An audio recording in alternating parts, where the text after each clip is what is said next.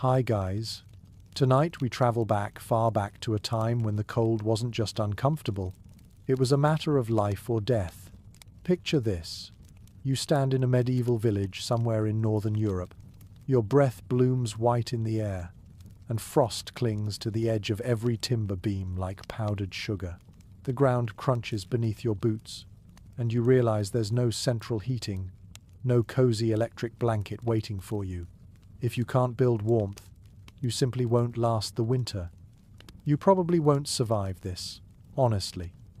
So, before you get comfortable, take a moment to like the video and subscribe, but only if you genuinely enjoy what I do here. And if you do, let me know where you're listening from and what time it is where you are. Now, dim the lights. You push open the heavy wooden door of a small cottage. It groans like an old ship, and the smell of smoke and damp straw greets you. The hearth glows weakly in the corner, its embers more orange than red. Around it, shadows flicker like half-remembered dreams. The family inside huddles close, wrapped in wool cloaks patched so many times the original fabric has long disappeared. A dog curls at their feet, his tail thumping softly on the dirt floor. The air hums with quiet endurance.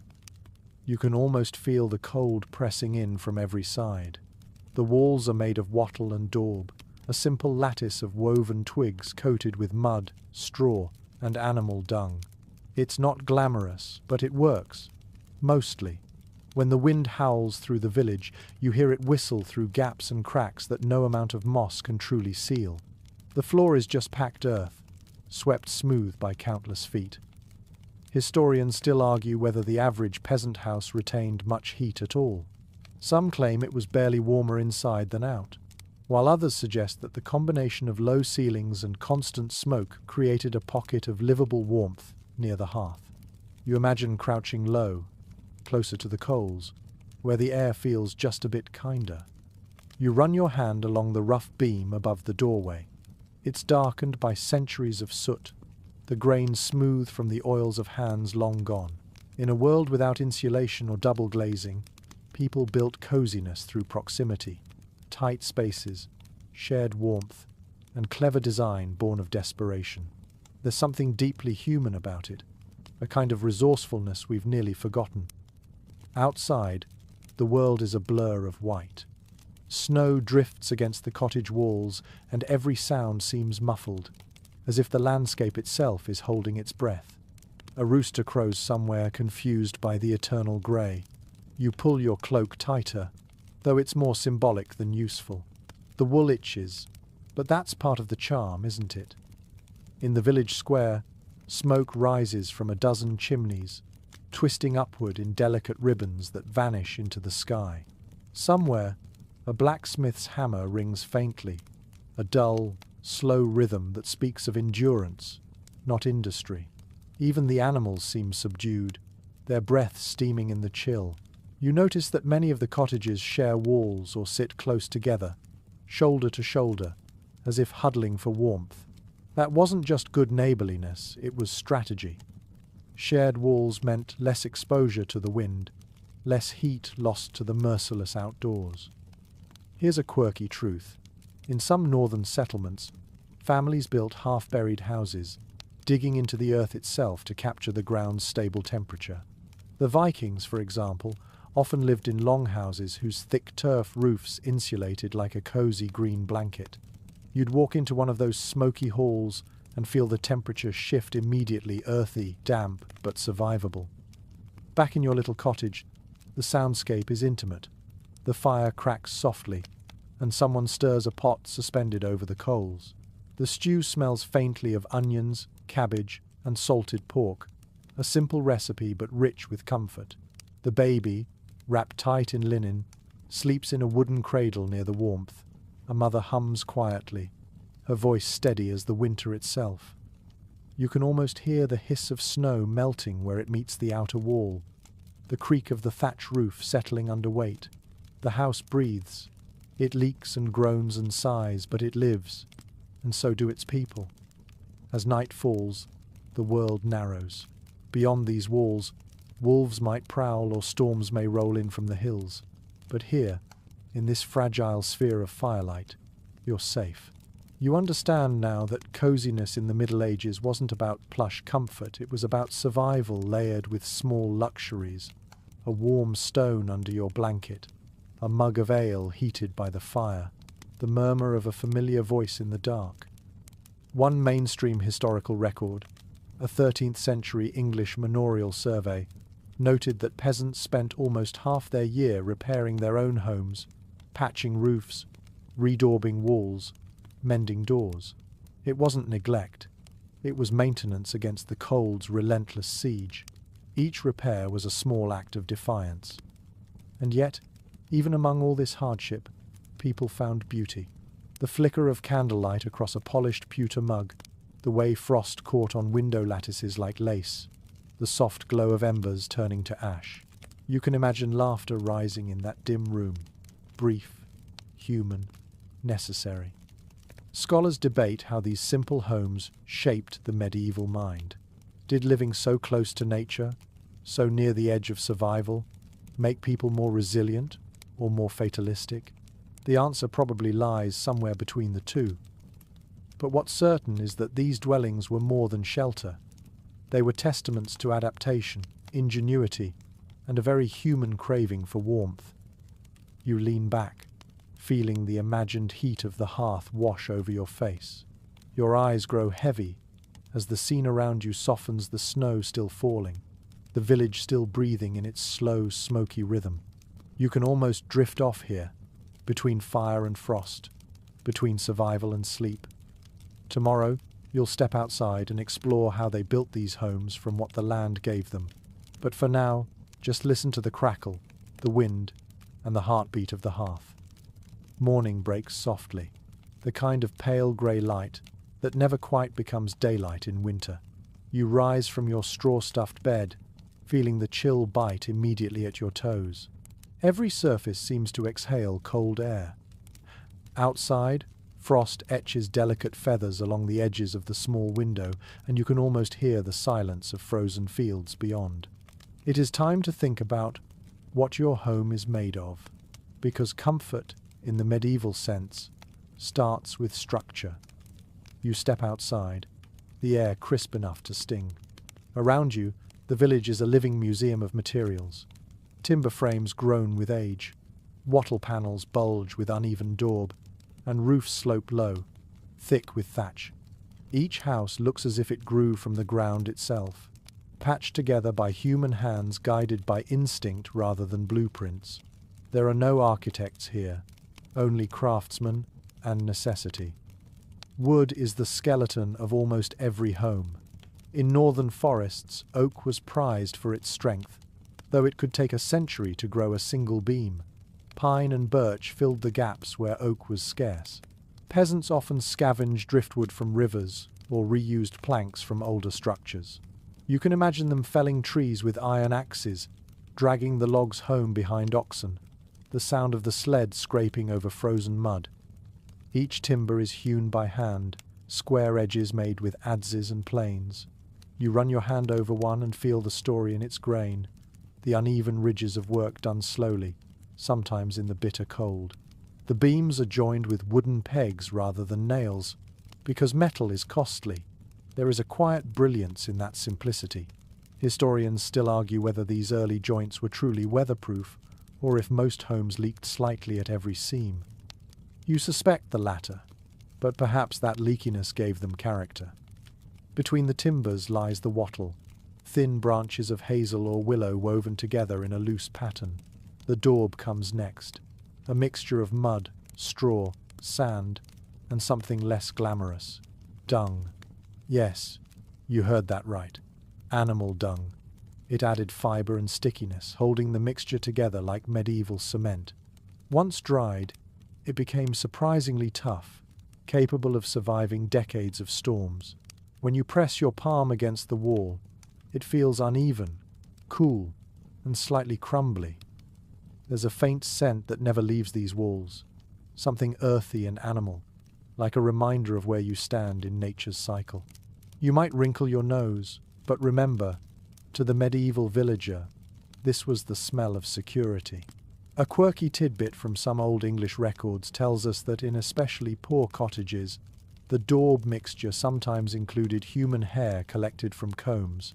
Nothing went to waste. Next, you tilt your gaze upward to the roof, thatched thick with straw, reed, or heather. The thatch is golden, layered so densely that water cannot easily seep through. Birds nest in it sometimes, and occasionally a curious hen might even roost there. But the thatch is more than quaint decoration. It is insulation, a barrier against snow and rain. When well laid, it lasts 20 or 30 years, though the ridges need frequent patching. In summer, it keeps out the heat. In winter, it traps what little warmth there is. Historians debate whether these roofs were as fire-prone as legend claims. Some argue that constant dampness from mist and rain kept them too moist to ignite easily, while others say a stray spark could burn a cottage to the ground in minutes. The truth probably depends on luck, skill, and how close the chimney sat to the thatch. The ground beneath your feet tells another story. Some villagers build directly on packed earth, while others raise their homes on rough stone foundations to keep out dampness. You kneel and touch the soil floor of one house. It is smooth, tamped down by generations of feet. A thin layer of rushes covers it, changed only when the smell becomes unbearable. You might grimace at that, but to them, it was normal. Rushes could be perfumed with herbs like lavender or sweet flag to freshen the air. A fragrance médiéval compromise. You wander further into the village. Some houses are timbered, but others are entirely stone. These are often found in regions where rock is plentiful and wood is scarce. You trace a finger along the rough stones of a wall. The mortar between them is coarse, gritty, mixed with lime and sometimes animal blood to strengthen the bond. It feels ancient, durable, cold. In one corner, you find a structure partly dug into the ground. It looks strange, half buried, like an animal den. These were the homes of the poorest or the cleverest, depending on how you look at it. The earth itself provided insulation, trapping warmth inside. You duck your head into the low doorway and feel the difference instantly. The air is still, almost humid, carrying the scent of soil and smoke. A dog watches you from the shadows, unbothered. Each region shaped its houses to the land's temperament. In the north, thick walls and low ceilings preserved heat. In the Mediterranean, wide courtyards and open fireplaces allowed air to circulate. Even within one village, every home whispered its own adaptation. You can almost sense a quiet competition. Whose roof leaks less, whose hearth smokes least, whose rushes stay driest longest. There's something deeply human about this variety. Every house, no matter how humble, was a personal equation of survival. You find yourself admiring their ingenuity. They built not from instruction manuals, but from memory, observation, and rumor. Someone discovered that dung mixed better with clay than sand. Someone else found that moss between timbers blocked wind. These small experiments became tradition, passed through centuries like family recipes. You pause by a pile of logs stacked neatly against a wall. They are damp, heavy, and precious. Every log represents hours of work. The cutting, drying, hauling. Fuel is everything. Without it, a house is just a frozen shell. But that story belongs to another section. For now, it is enough to see how deeply people listened to their landscape, how they turned forests, fields, and animals into shelter. A curious debate lingers among scholars about how colourful these homes once were.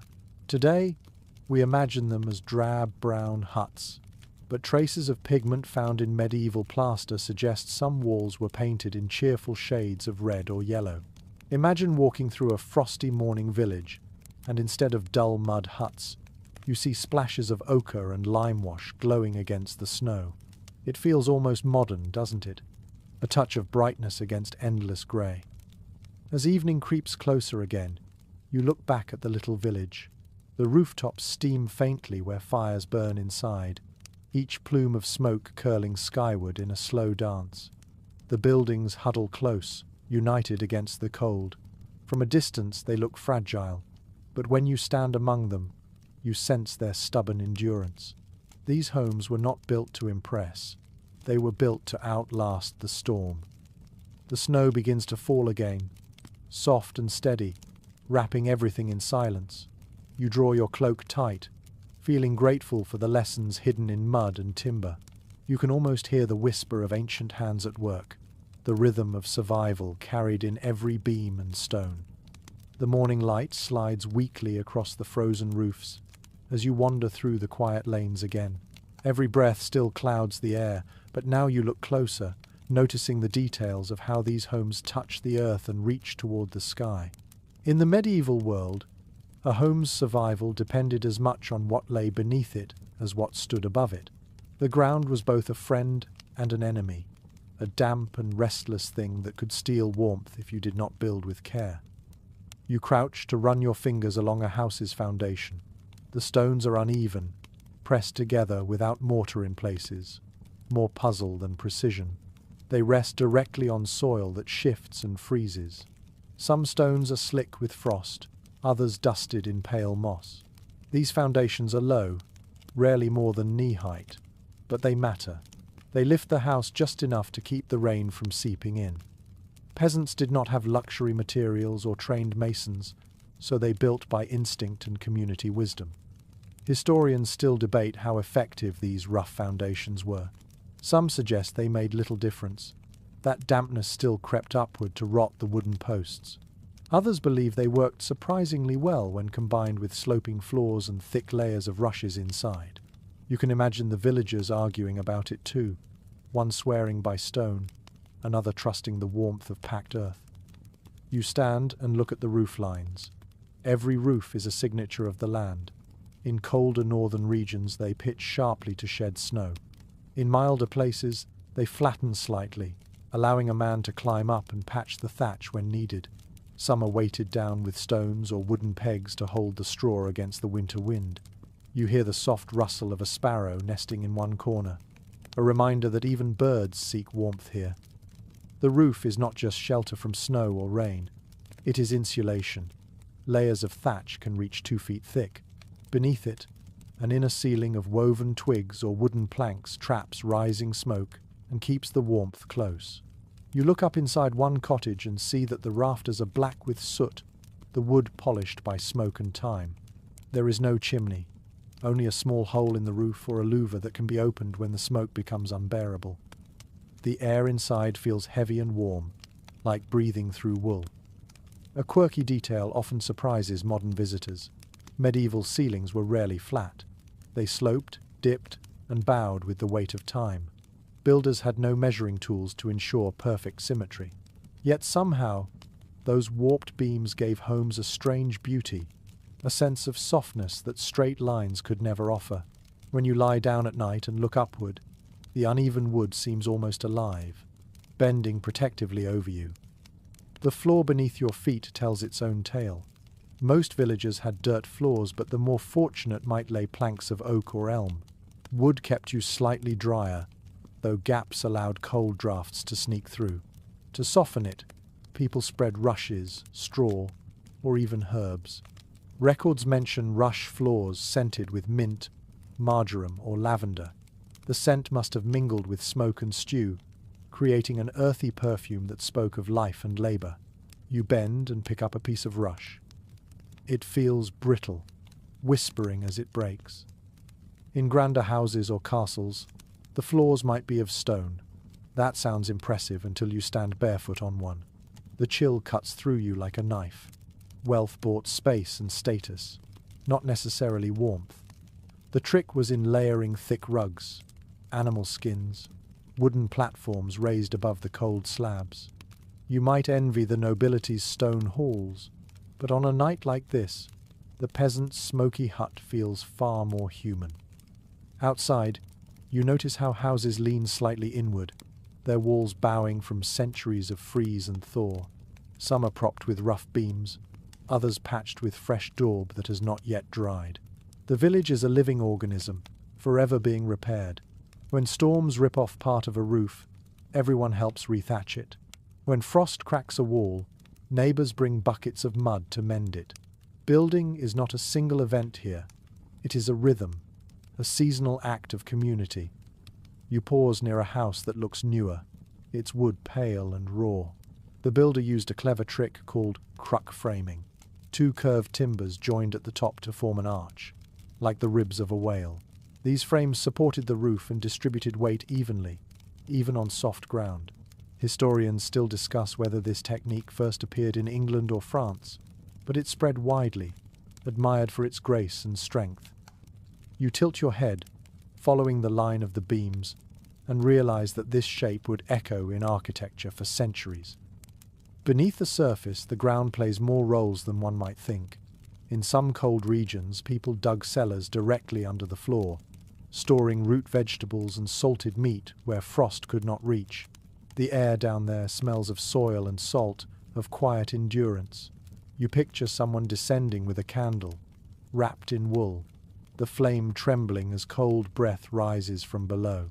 The house is not just a shelter but a layered machine of survival, balancing warmth above and preservation below. A curious tidbit from Scandinavian folklore says that people sometimes buried charms or small animal bones under the foundation to protect the home from spirits of frost. Whether superstition or comfort, it shows how deeply the earth figured into medieval imagination. The line between structure and spirit blurred easily in a world that still whispered with unseen forces. As afternoon fades, you step away from the village, climbing a small rise. From here, the pattern of homes becomes clear. They seem almost to huddle together, backs turned to the prevailing wind, doorways facing east toward the morning light. The landscape dictates the plan. The placement of each house is not random but intuitive, born of generations watching how snow drifts, how sunlight falls, how water drains after a thaw. You can feel that knowledge under your feet. Historians often argue about whether medieval builders thought consciously about thermal design. Some say they built only by habit. Others claim there was a quiet science to their craft, an understanding passed from father to son. You suspect both are true. Necessity teaches faster than theory. As the light fades, you return to one cottage. Inside, the hearth glows again. The smoke curls lazily through the rafters, tracing the lines of the roof like incense. You settle on a wooden stool, feeling the floor's slight slope under your feet, the walls pulsing faintly with warmth. Everything about this place feels handmade, imperfect, alive.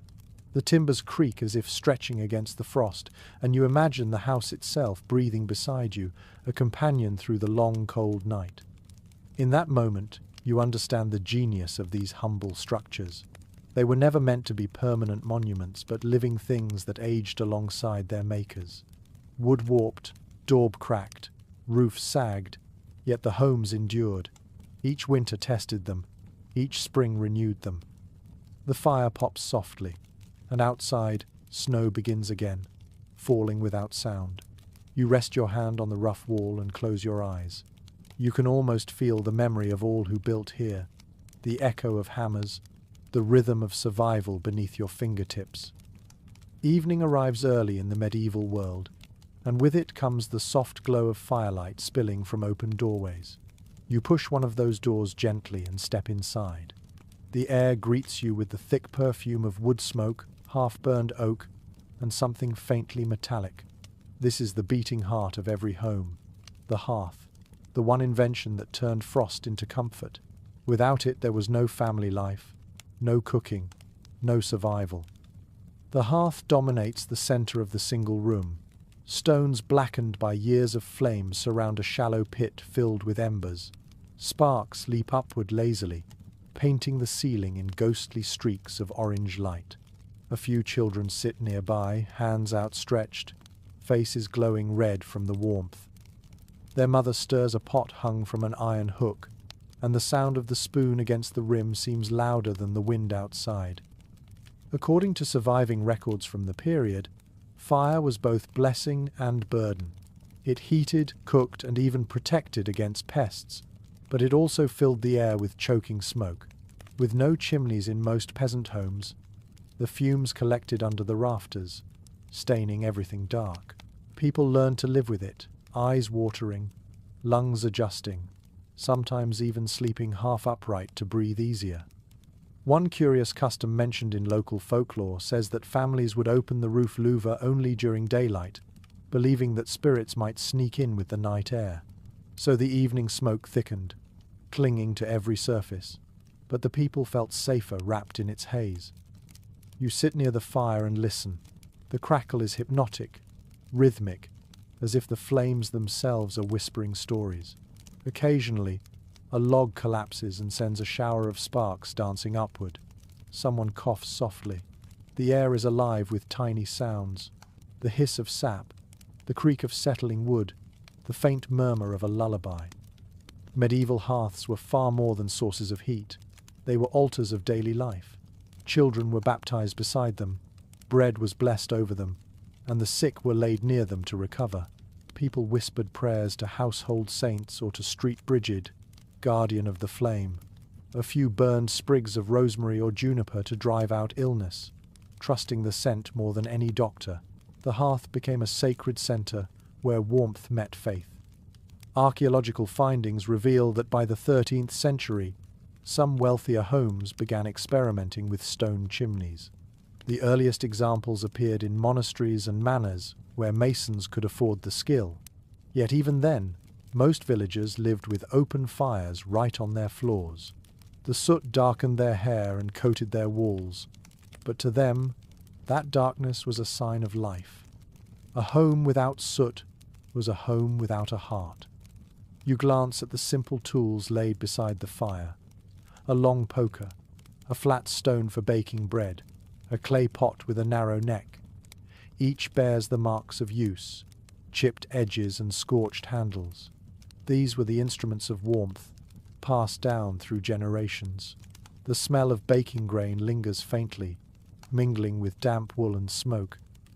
Experts continue to puzzle over the evolution of medieval fireplaces. Some believe the shift from central hearths to wall fireplaces changed social life entirely. With fire pushed to one corner, families no longer gathered in a circle but sat facing forward, as though domestic life itself had become more structured. Others doubt such tidy interpretations, arguing that warmth always finds a way to draw people close no matter the layout. Outside, a snowstorm starts to whisper against the roof. Inside, you watch the firelight flicker across the faces of the family. The father leans forward to add another log, and you see the muscles in his arm catch the glow for a moment before returning to shadow. He knows exactly how to stack the wood, so it burns long and steady through the night. It is knowledge learned not from books but from repetition, from the quiet ritual of survival. Here's an odd little fact you might enjoy. In some mountain villages, the hearth served another purpose: drying wet boots and curing meat. Hooks were hung from the rafters above the flames, suspending strips of bacon and strings of sausages in the smoky warmth. The result was both practical and delicious, even if the air grew heavy with the scent of grease. The firelight changes everything. Walls that looked drab by day now shimmer softly. The shadows pulse like breath. You feel time slowing down, as though the night itself stretches to watch the flames. Someone tells a story, voice low and rhythmic, and you realize this is how tales traveled before ink or parchment. History passed from one hearth to another, carried on the smoke. Many researchers continue to question whether early hearths were truly efficient. Experiments with reconstructed medieval houses suggest that much of the heat escaped straight through the roof. Yet the warmth that mattered most was not measured in degrees, but in closeness. Imagine a dozen bodies, human and animal, gathered around one flame, breathing together, sharing warmth until the air itself feels alive. As hours pass, the fire settles into embers. The mother uses a metal pan filled with coals to warm the bedding. The children giggle as she slides it under the blankets. The glow under the cloth looks like a secret sunrise. Soon they will rake ashes over the remaining coals to preserve them until morning. Matches do not exist. Every spark must be kept alive. To lose the fire is to start again from nothing. You sit a while longer, feeling the steady pulse of heat against your skin. The smell of smoke clings to your hair and clothes. The crackling fades into a slow hiss, like the sigh of an old friend. There is something ancient in this act, something that connects every age. The hearth is both technology and tenderness, invention and instinct. It is a fire you can still see reflected in modern candles, in stoves, in the soft hum of radiators on winter nights. Outside, the wind sharpens, but in here, the night is kind. The embers pulse red, steady as a heartbeat, and you know that as long as this glow endures, so will the people who built it. Dawn arrives like a grey whisper through the thatched roof. You wake to the smell of damp smoke and the faint crackle of a rekindled fire. The air still feels heavy with cold, and the first breath you take stings your throat. In the medieval world, warmth is never taken for granted. Keeping heat inside is as much an art as building the fire itself. You pull your cloak tighter and notice how the family moves through the same morning ritual, feeding the flames, patching the walls, rearranging the rushes on the floor to trap the night's fading warmth. According to old estate records, medieval builders understood insulation in a surprisingly practical way. They knew where the wind came from, how moisture traveled through walls, and which materials trapped air best. Without glass, foam, or proper bricks, they turned to what they had at hand. Straw, moss, animal hair, and even manure served as their secret arsenal against the cold. The idea was simple: fill every gap, no matter how small. A home was only as warm as its tightest seam. You crouch near the wall where fresh daub is drying. The mixture smells faintly of earth and hay. Someone has pressed bits of moss between the timber beams, green and soft like felt. When it hardens, the moss will seal the drafts that hiss through the cracks at night. A woman beside you hums softly as she works, her hands coated in mud. She does not think of it as insulation or construction. To her, it is a daily act of care. Archaeological findings reveal that some peasants layered their walls with woven mats of reeds before applying mud plaster, a primitive but clever technique that trapped air pockets inside. Others spread layers of dried manure on the outside, then covered it with fresh straw to disguise the smell. The result, surprisingly, worked. It was not elegant, but it was warm. Here's a curious detail from travelers' journals. In the colder parts of Eastern Europe, people sometimes mixed animal blood into plaster, claiming it made the walls both tougher and more resistant to frost. Whether that worked or not, the red tint it left gave cottages a strangely comforting hue, as if they glowed faintly even under snow. The windows, if you can call them that, are small slits covered with thin horn or oiled cloth. Light seeps through softly, turning the air gold and smoky. The coverings do not stop drafts completely, but they soften the wind's bite. When the sun rises high, villagers might remove them for a few hours to let in brightness before nailing them back at dusk. You trace your fingers along the frame and feel the rough fibers of linen stiff with oil. Experts remain divided on how effective these methods truly were.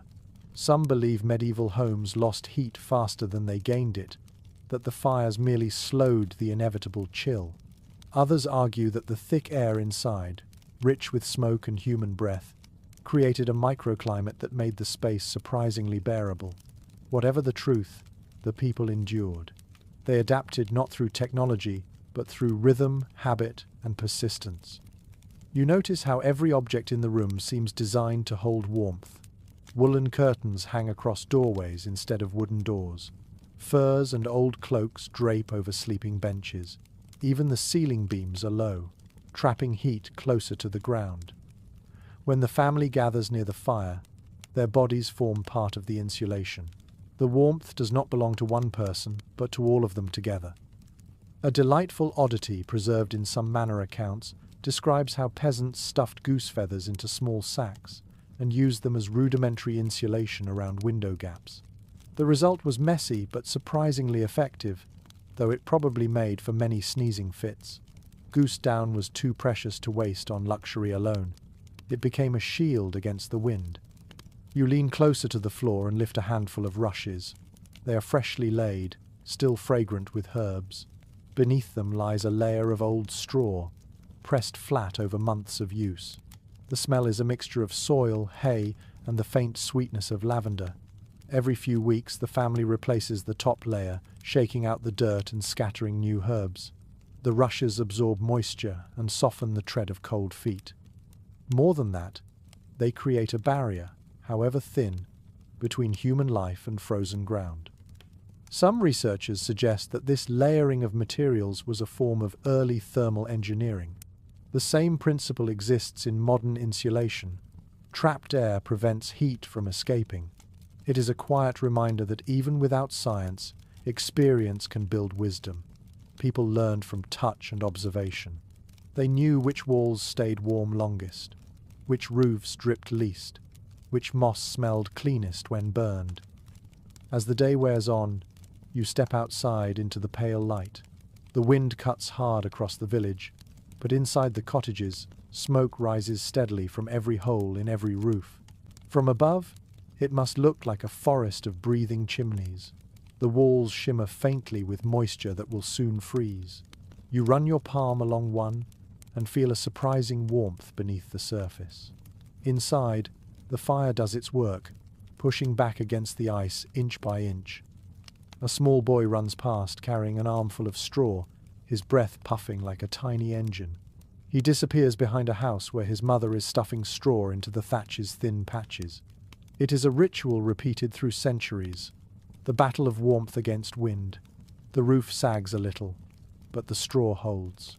When you tilt your head, you see the faint pattern of last year's repairs, a patchwork of seasons marked by human hands. Researchers interpret this pattern in contrasting ways.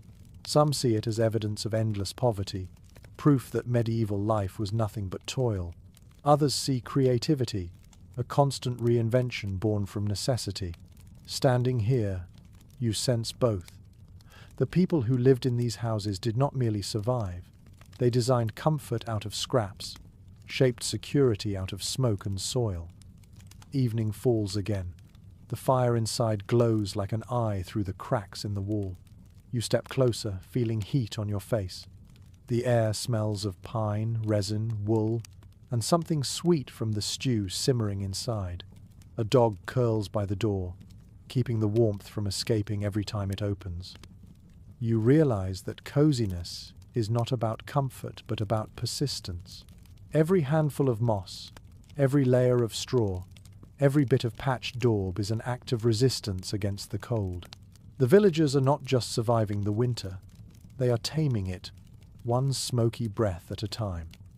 The wind sighs through the thatch, the walls hum quietly, and the hearth beats like a small heart within each house. You close your eyes, hearing the rhythm of this living architecture, soft, imperfect, and deeply human. By midday, the clouds hang low, swollen with the promise of more snow. You wander closer to one of the cottages, drawn by the strange beauty of its tiny windows. From a distance, they glimmer faintly, not quite transparent, not quite opaque, like sheets of pearl. When you stand close, you see that the panes are not glass at all. They are slices of horn, scraped thin until light passes through like honey through cloth. The glow they cast inside is soft and golden, almost like candlelight. Archaeological evidence from manor sites and urban dwellings shows that true glass windows were a luxury reserved for the wealthy well into the late Middle Ages. Even then, glass was small, brittle, and wildly expensive. Common folk relied on horn, oiled linen, or parchment to soften the wind while still admitting a hint of day. In winter, these coverings grew stiff with frost, their surfaces glittering like frozen rivers when the sun struck them. You duck inside and watch as a woman wipes the window cloth with a rag soaked in warm water. The air smells faintly of smoke and wet wool. The cloth softens for a moment, enough for her to see the pale outline of her husband chopping wood outside. Within minutes, it fogs again. She sighs and shrugs. This is the rhythm of winter, the dance between light and warmth. A curious custom once mentioned in local chronicles describes how people decorated their oiled cloth windows with painted patterns during festivals. They used soot mixed with egg yolk or chalk to draw stars, flowers, and even saints. The designs served no practical purpose, but in a season when the world outside was colorless, a bit of decoration was its own comfort. You step closer to the window and press your fingertips to its surface. It feels rough and waxy, and the light seems to pulse beneath your touch. Outside, snowflakes slide down slowly, catching on the edges where the linen overlaps. From within, it looks as if the world itself moves at half speed. Contemporary documents confirm that the size and placement of windows followed strict logic. Too large, and you invited the cold.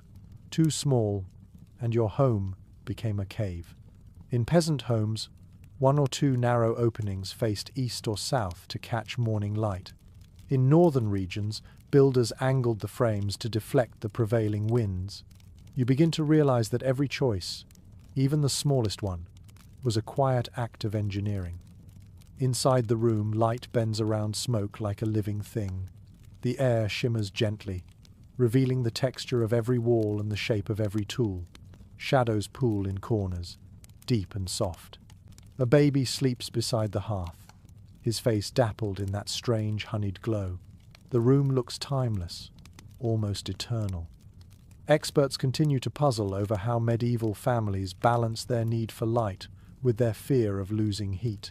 Some scholars argue that daylight was a luxury only used during work hours, that most homes stayed half dark even at noon.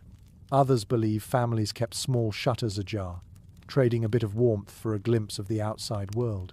The truth may lie somewhere in between, shaped by personal taste, habit, and weather.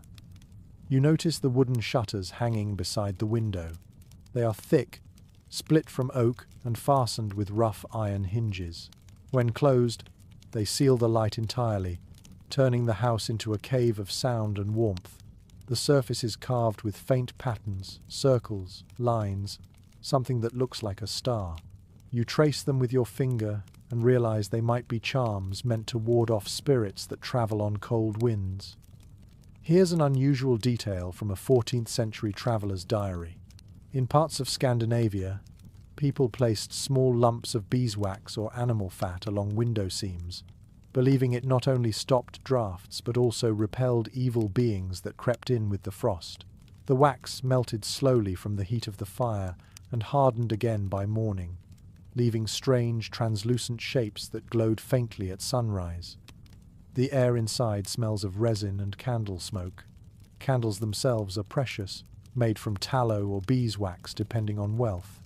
You watch a man carefully trim a wick with iron shears, his movements slow and deliberate. The faint flame flutters, painting the horn window in trembling light.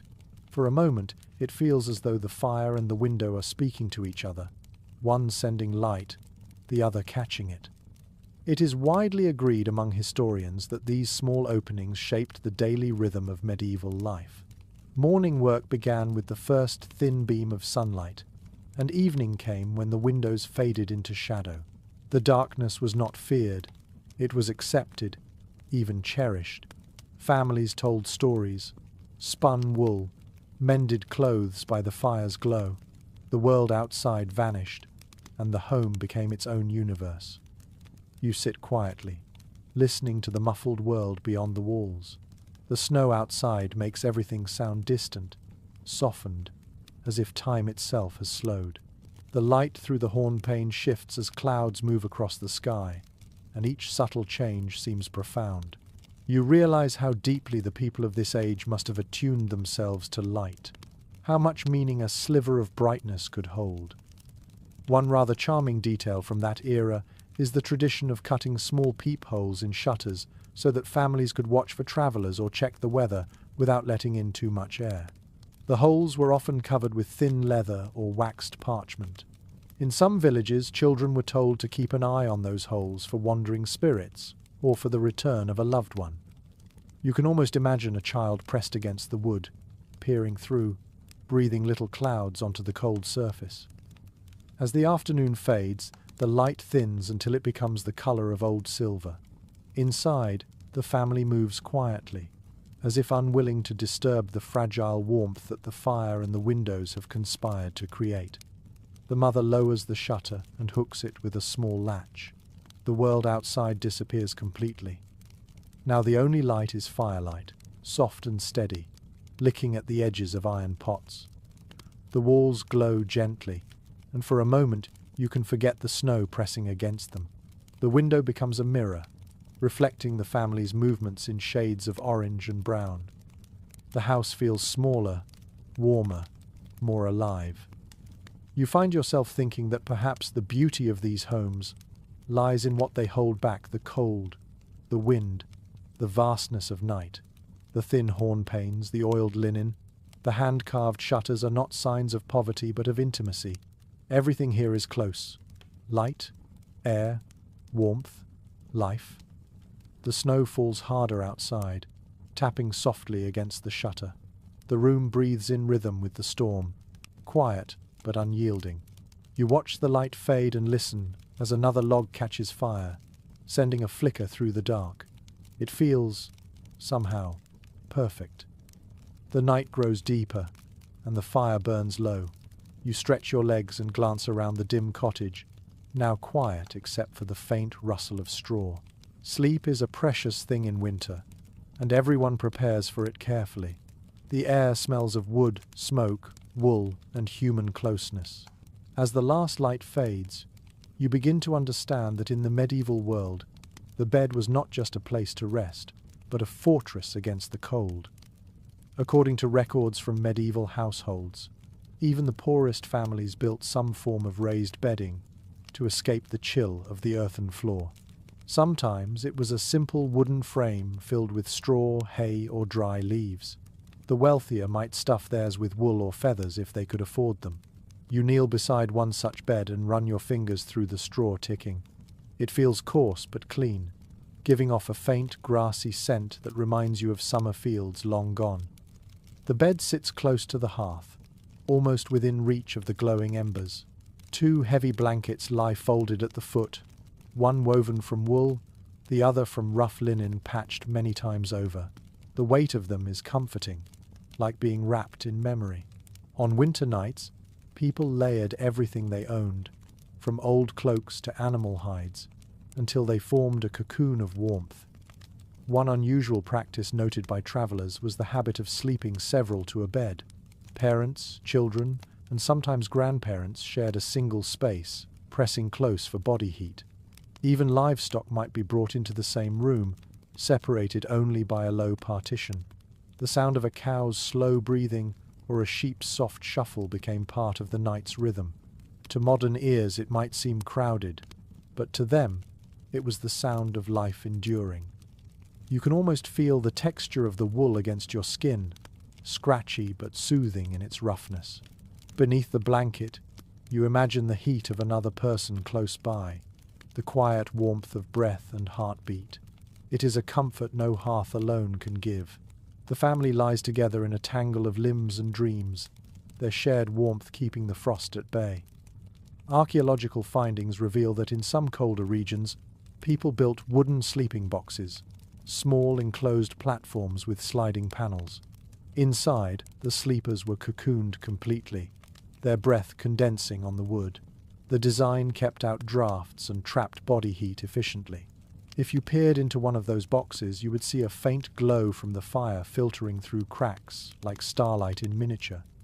Some experts believe this habit of enclosed sleeping inspired later designs of canopy beds, where curtains could be drawn around the sleeper. The concept of privacy was rare, but the desire for warmth was universal. Draw the curtains, and the world outside ceases to exist. Inside, the air grows still and warm, scented with smoke and linen. A curious custom from Northern Europe describes families placing warmed stones or baked bricks beneath their bedding before sleep. Wrapped in cloth, they served as primitive hot water bottles. Another tradition speaks of dogs trained to curl at their owner's feet, literal foot warmers with wagging tails. You imagine those moments, the sigh of relief as someone slides under the covers, the muffled thump of a tail, the crackle of fire just beyond hearing. Academic debate lingers over how many hours people actually slept during winter. Some historians think they followed the natural rhythm of darkness, sleeping in two phases separated by a quiet waking period around midnight. During that interlude, they prayed, tended fires, or whispered stories before drifting back to dreams. The idea of a single long sleep, so natural to us, might have been alien to them. You picture the house at midnight. The fire glows faintly, sending slow shadows across the beams. The air feels heavy but warm. A few quiet snores rise from the bed, mingled with the gentle breathing of animals. Every sound seems amplified.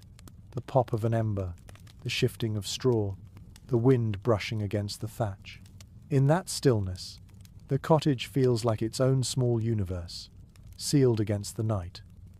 A bit of forgotten trivia hides here. In some places, people sprinkled dried mint or wormwood between bed layers to repel fleas and lice. The scent must have been sharp and clean, a rare luxury when bathing was infrequent. The herbs gave a touch of freshness to an otherwise smoky world, and perhaps even a small sense of dignity amid hardship. If you lift your gaze toward the ceiling, you can see faint drips of condensation glistening in the firelight.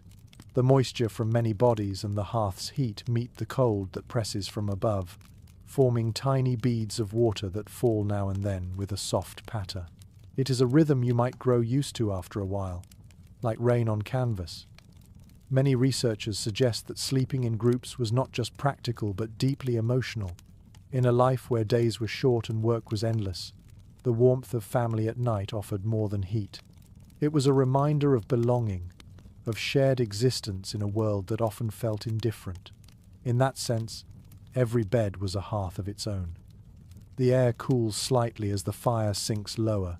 The father rises, adds a log, and checks the door latch. His movements are slow and silent, performed countless times before. He pauses to listen, ensuring that all are safe. The glow reflects in his tired eyes as he settles back down. The dog shifts closer to the warmth, sighing deeply. Outside, snow continues to fall, the flakes so fine they resemble drifting ash. The roof creaks occasionally, releasing a puff of powder through the thatch. Inside, everything is softness. Straw, wool, breath, silence. You feel yourself growing drowsy, lulled by the steady rhythm of warmth and quiet.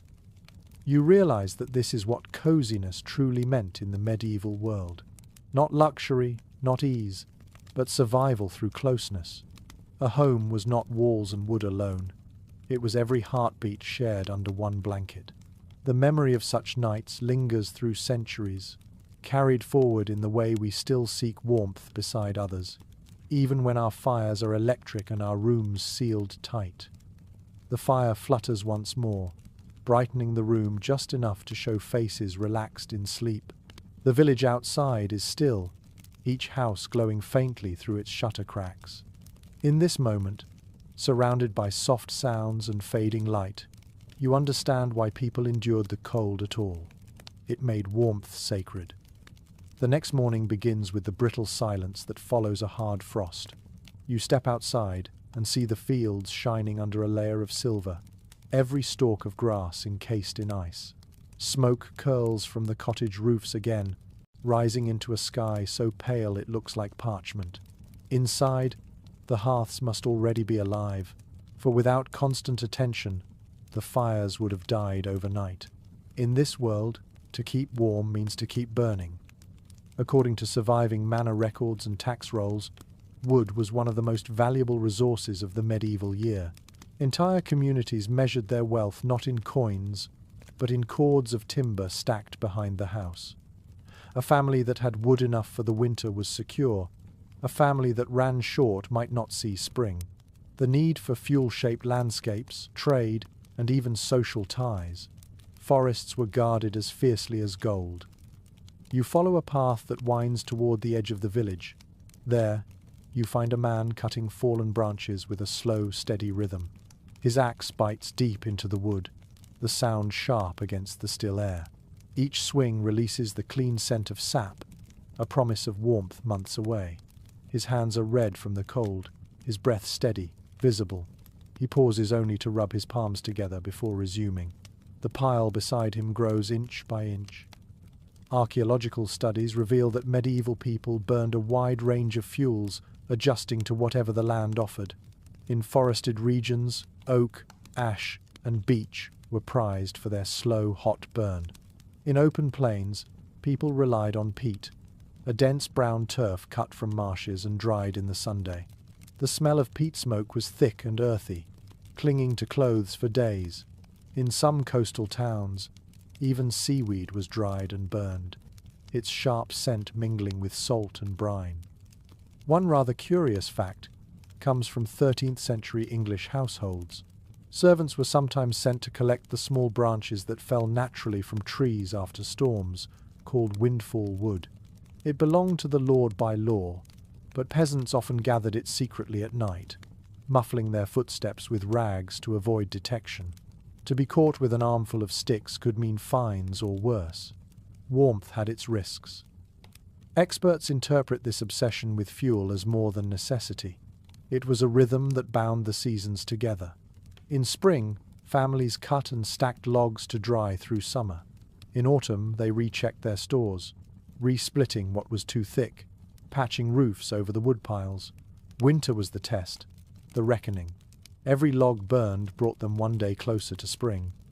A curious tale from Icelandic sagas tells of families who counted their wealth not in livestock, but in fire days, the number of days they could afford to keep a fire burning. A single log might be cut into thin slivers to stretch that count. Fires were banked carefully each night, covered in ash to smoulder until dawn. The art of tending the fire was as vital as the fire itself. You walk further and find a group of villagers digging into a low hillside. The soil turns darker and wetter until they strike peat. They work in silence, slicing blocks with long spades and laying them out in neat rows to dry. The smell is pungent, damp, ancient. One of them grins at you, his face streaked with mud. When the wind blows, the peat will dry into hard, crumbly bricks that can burn for hours. This, too, is the scent of survival. Researchers remain uncertain how families rationed their firewood. Some argue that every flame was calculated, that cooking and heating followed strict patterns of conservation. Others think that, when possible, people burned generously, turning their homes into glowing refuges in the long dark. You can imagine both. There are nights, surely, when one extra log feels worth more than a coin. A delightful oddity recorded in French manorial documents mentions that some households mixed dried dung with straw to form fuel cakes. They burned slowly and gave off a surprisingly steady heat. The smell must have been unpleasant, but necessity dulls the senses. For the poorest, warmth mattered more than fragrance. Back in the village, you notice how the hearth smoke rises lazily into the cold. The entire settlement smells of wood, peat, and slow-burning embers. Children carry small bundles of sticks in their arms, proud of their contribution. The older ones tend to the charcoal pit outside the fields. You approach it carefully, a mound of earth and ash that breathes faintly, exhaling grey wisps into the air. Charcoal burns hotter and cleaner than raw wood, but it requires constant watchfulness. Too much air, and the pile flares to ruin. Too little, and it smothers.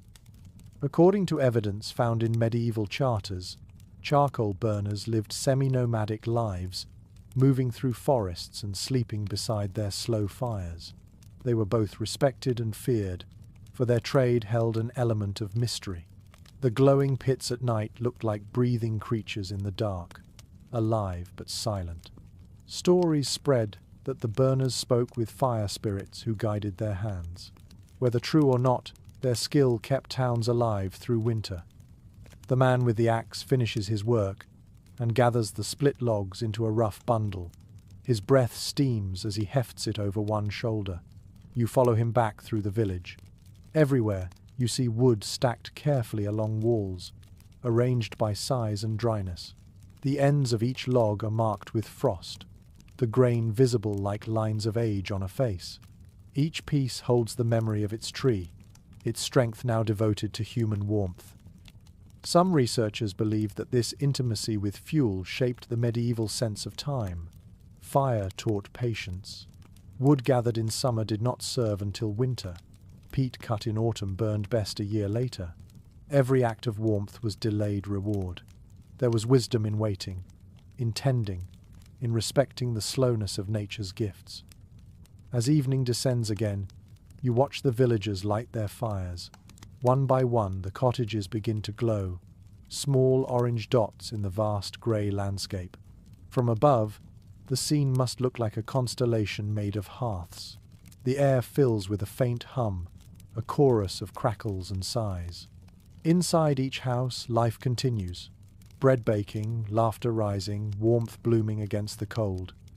You linger outside one doorway, feeling the heat escaping faintly through the wood.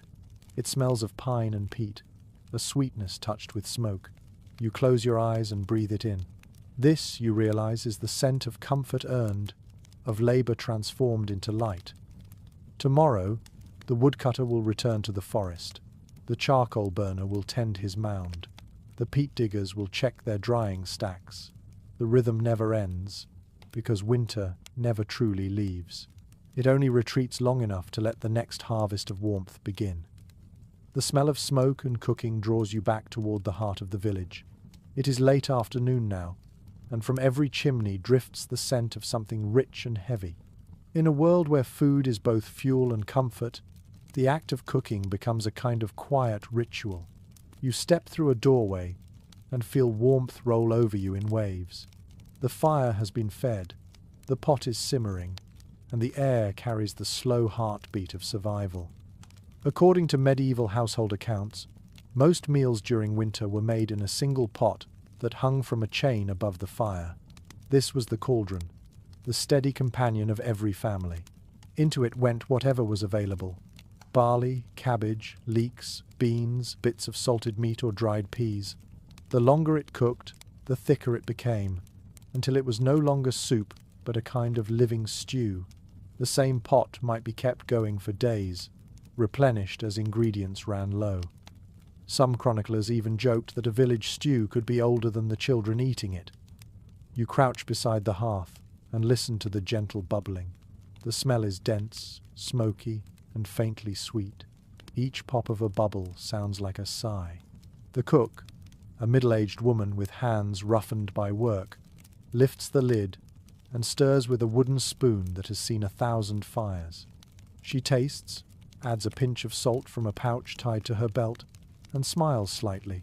There is comfort in repetition. Archaeological studies of soot patterns on hearthstones reveal that cooking fires burned almost constantly through the colder months. When the flames dwindled, the embers were banked and covered with ash, still hot enough by morning to reignite the day's meal. That continuity made the kitchen the center of time. Every day began and ended with a spoonful of warmth. One rather amusing note from monastic kitchens tells of cooks who used bread as both spoon and plate. They called these trenchers, thick slabs of stale bread that soaked up meat juices. When they became too soft to hold, they were fed to pigs or given to the poor. Nothing was wasted, not even the crumbs. You watch as a child carries in a bucket of water from the well, her cheeks bright with cold. The water steams slightly as it nears the fire. She pours it carefully into the pot, and a new hiss rises, filling the room with warmth and scent. The sound alone feels nourishing. Experts remain divided about whether medieval cooking was truly monotonous or surprisingly varied. Some argue that peasants lived on endless gruel and pottage, while others point to surviving recipes that mention spices, herbs, and even imported ingredients like pepper or saffron in small amounts. It is possible that even the humblest homes experimented with flavor when the harvest was kind. You can almost taste the smoky richness of a stew thickened with rye flour, or the earthy bite of leeks picked before the first frost. Here's a small but curious detail. In some northern villages, families saved the layer of fat that formed on top of cooled broth and used it as lamp fuel. The same pot that fed them also lit their nights. The idea that food could glow as well as warm feels oddly poetic. The cooking space itself is organized chaos. You notice hooks, skewers, and iron tripods arranged beside the hearth.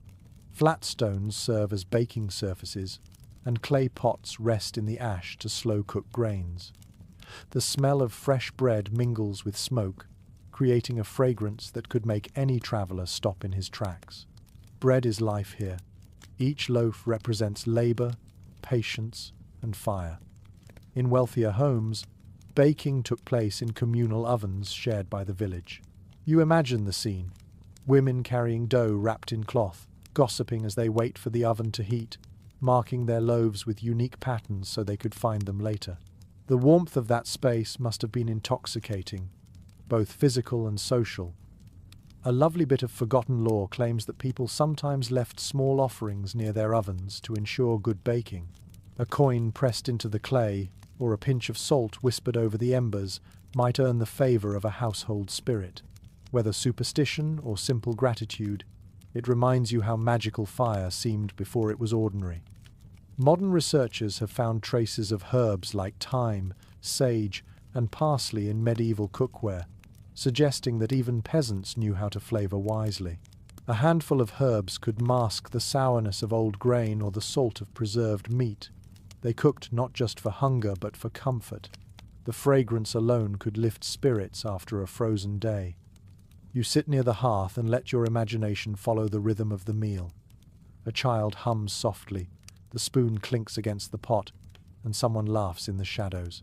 The stew thickens until it looks almost solid, and the smell is irresistible. When the bowls are filled, everyone gathers close, blowing gently on each steaming mouthful. The sound of shared eating is quiet and tender, punctuated by the crackle of the fire. Academic opinion remains divided about whether mealtimes were solemn or lively. Some believe families ate in silence, saving breath and warmth. Others imagine conversation, songs, and prayers filling the dark hours. You suspect both were true depending on hunger, mood, and weather. Even silence, after all, can feel communal. When the meal is finished, the pot is left by the fire to simmer for tomorrow. The spoons are rinsed with a little hot water, and the scraps fed to animals. The room smells of wood, meat, and steam. You can almost hear the slow settling of satisfaction, the lull before sleep. A final detail catches your eye. A piece of bread hung by the door. Some say it was to keep evil spirits from entering, others that it simply dried for the next meal. Either way, it hangs there quietly, a symbol of life continuing, of warmth persisting against the cold. As you step outside, the air greets you with its sharpness. The snow has stopped for now. Across the village, other fires glow, other stews bubble, other families lean close to their hearths. The scent of cooking drifts through the night like a promise. Every cottage breathes, every home is alive, and somewhere beyond the hills the winter deepens. But here, you feel only warmth. Night has settled completely, and the village seems to exhale. You stand outside for a moment, feeling the soft weight of snow on your shoulders, the distant hush of wind through bare branches. The only light comes from the cracks beneath the cottage shutters, each one flickering gently. You step inside again, careful not to disturb the quiet. The fire glows low, and the room feels alive with its own slow rhythm. The sounds of medieval winter nights are a kind of music. You hear the occasional pop from the hearth, the soft movement of straw underfoot, and the faint hum of someone's breath. The darkness outside presses close, but inside, everything is safe, warm, and contained. This, you realize, is when imagination awakens. The night belongs to stories. According to collections of medieval folk tales, people told stories beside the fire to fill the long hours after dusk. They spoke of saints and spirits, of kings and farmers, of miracles and monsters. Some stories taught lessons, others simply passed time. The telling itself mattered more than the tale. The cadence of a familiar voice, the comfort of laughter, the crackle of wood, all these made the cold forgettable. You sit near the hearth and let your eyes adjust. The flames throw shadows across the walls, long and fluid. The shapes move like living things. A kettle hums softly over the embers, and the steam curls upward in thin spirals. You can smell iron, smoke, and something faintly sweet, perhaps honey warming near the fire.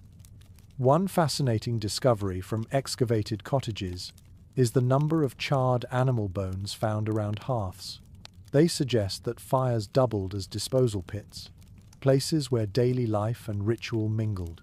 People believed the crackle of bone in the fire kept evil away, a sound that frightened wandering spirits. You listen now, and in the faint hiss of a burning log, you almost hear the echo of that belief. The house breathes. The walls creak softly as they adjust to the cold. A draught slips under the door and curls through the room like a sigh. The dog by the hearth lifts its head, sniffs, then settles again. The air carries the scent of wood ash and wool, something deeply human.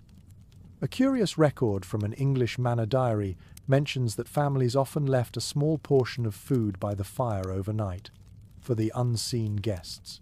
Some said it was for the spirits of the dead, others for wandering travellers who might find the door unlatched. Whatever the reason, the gesture spoke of humility and hope. Even in scarcity, they believed in sharing warmth. As you listen to the quiet, you notice the layers of sound that make up a medieval night. Outside, snow slides from the roof with a soft thud. Somewhere nearby, a cow shifts in its stall. The timbers moan faintly, expanding and contracting with the fire's rhythm. To live here is to sleep beside the voice of your house. Modern researchers studying the acoustics of reconstructed cottages found that the combination of low ceilings, thatch, and smoke created a muffled, cocoon-like soundscape. Every noise was softened, every echo absorbed. People might have whispered not from fear, but because their world itself was gentle, hushed by design. There is an old superstition that says one should never let the fire die completely after sunset. A live flame meant protection, and its light guided friendly spirits home. You imagine the father rising quietly in the dark, stirring the coals with an iron rod, watching until he sees a spark. The room brightens for a heartbeat, and he sits back, satisfied that the night is safe again.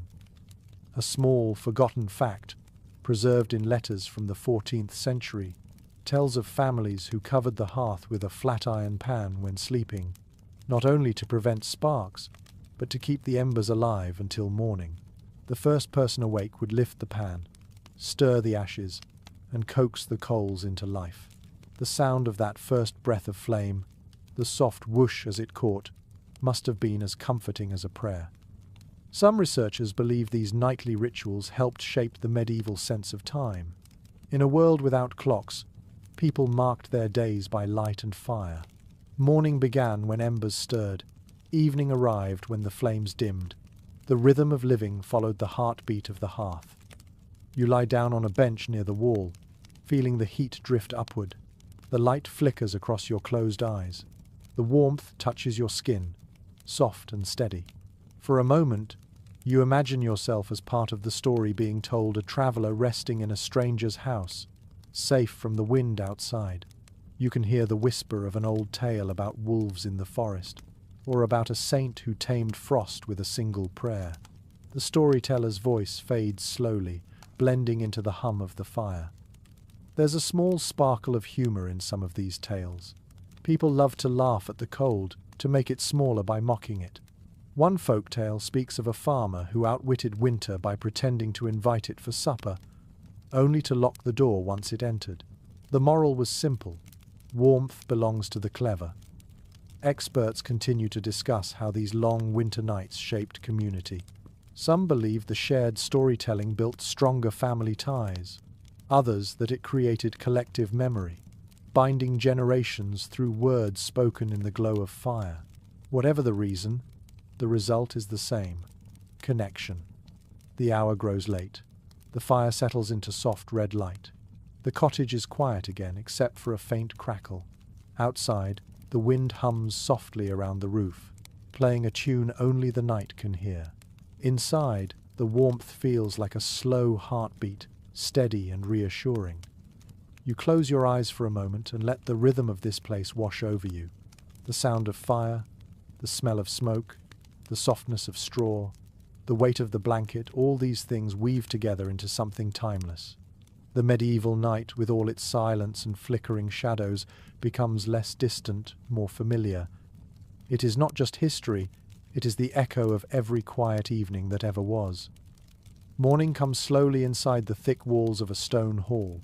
You wake to the sound of muffled footsteps and the faint clatter of metal against stone. The air feels heavier here, colder in a different way.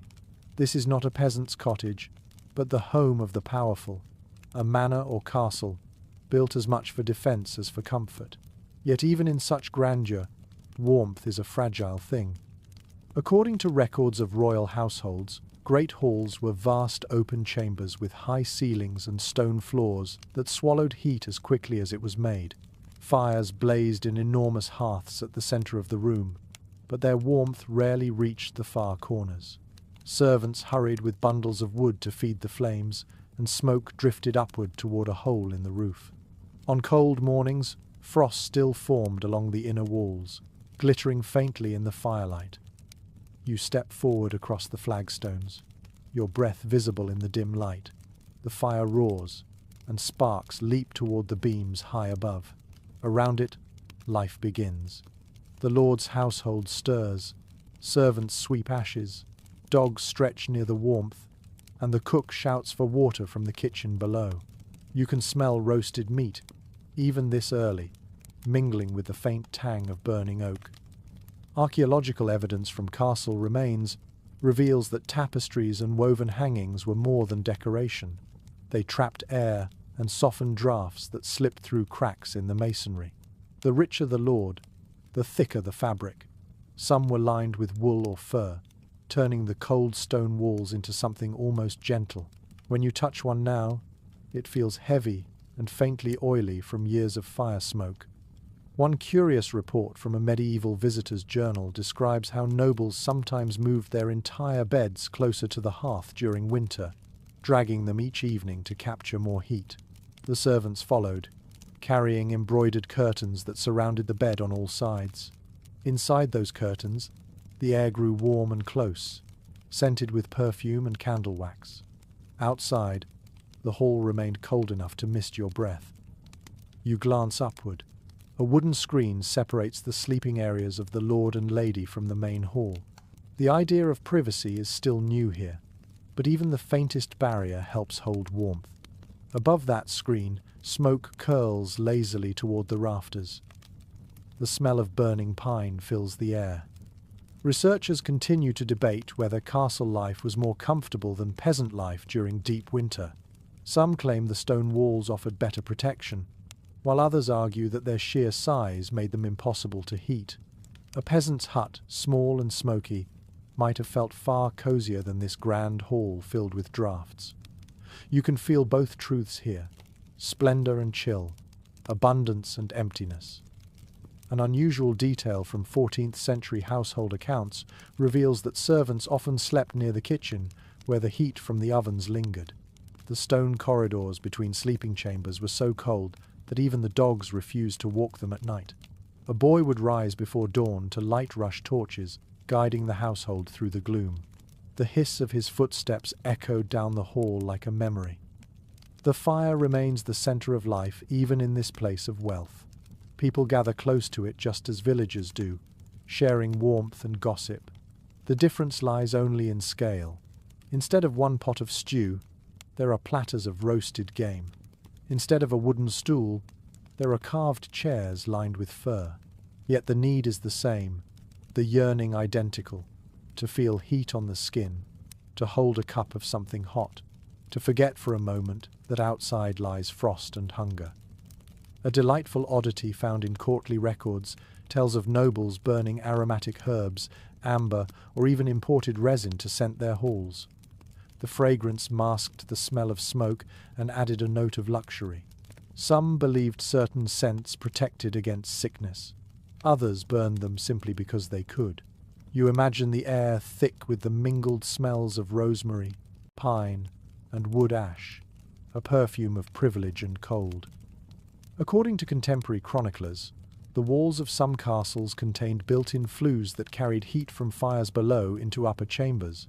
It was an early experiment in central heating, clever but inefficient. The stones warmed slightly, then cooled again by midnight. Still, the idea itself was remarkable, proof that even then, people dreamed of conquering winter more completely.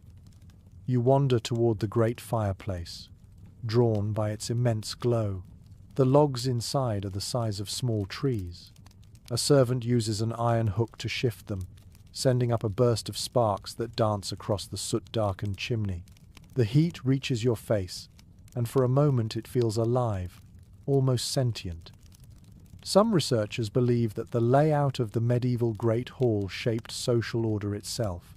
The closer you sat to the fire, the higher your status. At the outer edges, servants shivered, while the lord's chair stood directly beside the hearth. Even warmth had hierarchy. You imagine the subtle shuffle of chairs as people edged closer whenever they could, pretending not to notice. You climb a narrow staircase that spirals upward to a small chamber above. The air grows colder with each step. At the top, you find a private room with a small fireplace, its embers faint. A narrow window lets in pale light. The bed is draped in thick hangings, embroidered with golden thread. When you touch the fabric, it feels heavy and smooth, still faintly warm from the body that slept within. Historians believe that such rooms were both refuge and trap. The thick curtains kept warmth in but also shut out sound and air. Many who lived in these upper chambers awoke with headaches from the smoke and lack of oxygen. Yet it was better than the icy stone corridors just beyond the door. Outside, snow begins to fall again, soft and persistent. The castle walls absorb the sound until all you hear is the faint sigh of wind through the arrow slits. Inside, servants hurry to close the shutters and pile more logs by the hearth. The hall glows brighter, and shadows retreat a little. You sit beside the fire, watching how the flames reflect on polished goblets and the silver edge of a knife. The warmth feels the same here as it did in the peasant cottage. The difference lies only in the stories told beside it. Power cannot change the nature of fire. It gives, it consumes, it comforts. And no matter how grand the room, the flicker of flame always calls people closer. The world outside lies frozen, but within the monastery walls, the rhythm of life continues in quiet certainty. You step through an arched doorway into the cloister, your footsteps echoing against stone worn smooth by centuries of sandals. The air smells of wax, damp stone, and faint incense. Snow dusts the open courtyard, yet the monks walk calmly, their brown robes brushing the ground as they move from chapel to refectory. Here, warmth is found not only in fire, but in order. According to surviving architectural plans, monasteries were among the most carefully designed complexes of the medieval world. Every corridor and cell had purpose. Builders aligned cloisters to catch sunlight at specific times of day, and thick walls absorbed what little warmth the sun offered. Windows were small and deep-set, filtering the light into soft gold. The silence itself felt like insulation. You cross the courtyard and enter a room known as the calefactory, the warming house. This was the only heated space apart from the kitchen, reserved for the elderly and for monks whose tasks required writing or study. The fire here burns low but steady, its glow reflected on parchment and faces bent in concentration. The air hums with quiet scratching as quills move across vellum. Archaeological evidence from monastic ruins shows that these fireplaces were built with remarkable skill. Flues carried warmth through adjoining rooms, and vents controlled the draft. Monks who spent long hours copying manuscripts worked beside such fires, their ink warmed to keep it from freezing. The smell of ink and smoke became the scent of scholarship itself. One interesting note from a 12th century chronicle describes how monks dried damp sandals and robes by hanging them on rods above the fire. The result, according to the writer, was a scent of holy smoke that clung to the cloth for days. It may have been more comforting than divine, but perhaps both. You watch as one monk carefully stirs the embers with an iron rod. His movements are measured, deliberate, almost meditative. Fire, to them, is not a luxury but a discipline. They tend it as they tend their prayers, with patience and restraint. The warmth in this room is gentle, not indulgent, a reminder of balance between body and soul. Some researchers suggest that monasteries were early centers of architectural innovation. Their builders experimented with heating flues, water channels, and even primitive double glazing in the scriptoriums. The desire to preserve manuscripts from moisture demanded constant attention to temperature. In a way, knowledge itself depended on fire. A curious fragment of correspondence between abbots mentions disputes over firewood allocations. Each abbey had to ration fuel carefully, balancing devotion with comfort. Some stricter orders forbade fires in personal cells altogether, teaching endurance as virtue. Others allowed small braziers filled with glowing charcoal. The faint orange light from those coals became a symbol of obedience and restraint. You walk into the refectory next. It is vast, echoing but warm from the kitchen beyond. The smell of bread and broth fills the air. Along one wall, a single narrow fireplace flickers. Its heat hardly reaches the far benches, but the monks do not seem to mind. They eat in silence, their breath visible, their hands moving steadily from bowl to mouth. In this place, warmth is shared through rhythm more than temperature. An unusual practice noted by a traveller describes monks warming their ink pots by placing them inside hollow loaves of bread. The bread absorbed the heat of the fire, and the ink stayed fluid through the long, cold hours. It is a strange but ingenious image, the Word of God kept alive by a loaf of bread. Scholars continue to explore how these architectural choices reflected theology. Some believe the contrast between cold cells and warm communal rooms symbolized humility before comfort. Others argue it was purely practical, a response to fuel scarcity. Whatever the reason, the result is unmistakable. The monastery feels like a world apart, a sanctuary of calm discipline amid winter's cruelty. The sound of chanting drifts softly from the chapel. You follow it, drawn by its rhythm. Inside, candles flicker along stone walls. The air is warmer here, not from fire but from breath and devotion. The glow of the candles paints the monks' faces in gold, their voices blending into something both human and eternal. You close your eyes for a moment, letting the vibration of sound move through you. It feels like standing inside the heartbeat of the building itself. A record from an early Cistercian abbey mentions that during the harshest winters, the monks slept two to a bed, sharing warmth in silence. The rulebook did not approve, but compassion often outweighed discipline. No one spoke of it, but everyone understood. In that small act of mercy, faith met human need. Experts believe monasteries preserved more than books during the dark months. They preserved the culture of comfort itself, the making of candles, the crafting of wool garments, the careful tending of fires. What began as devotion became technology. When you trace your hand along the smooth stone of the wall, you feel that legacy in its quiet endurance. Outside again, snow drifts through the cloister. The sky glows pale violet. A bell rings softly, its tone clear and pure. The sound seems to warm the air for a moment. Somewhere nearby, the Kala factory fire continues its steady pulse, a small flame in a vast world of frost.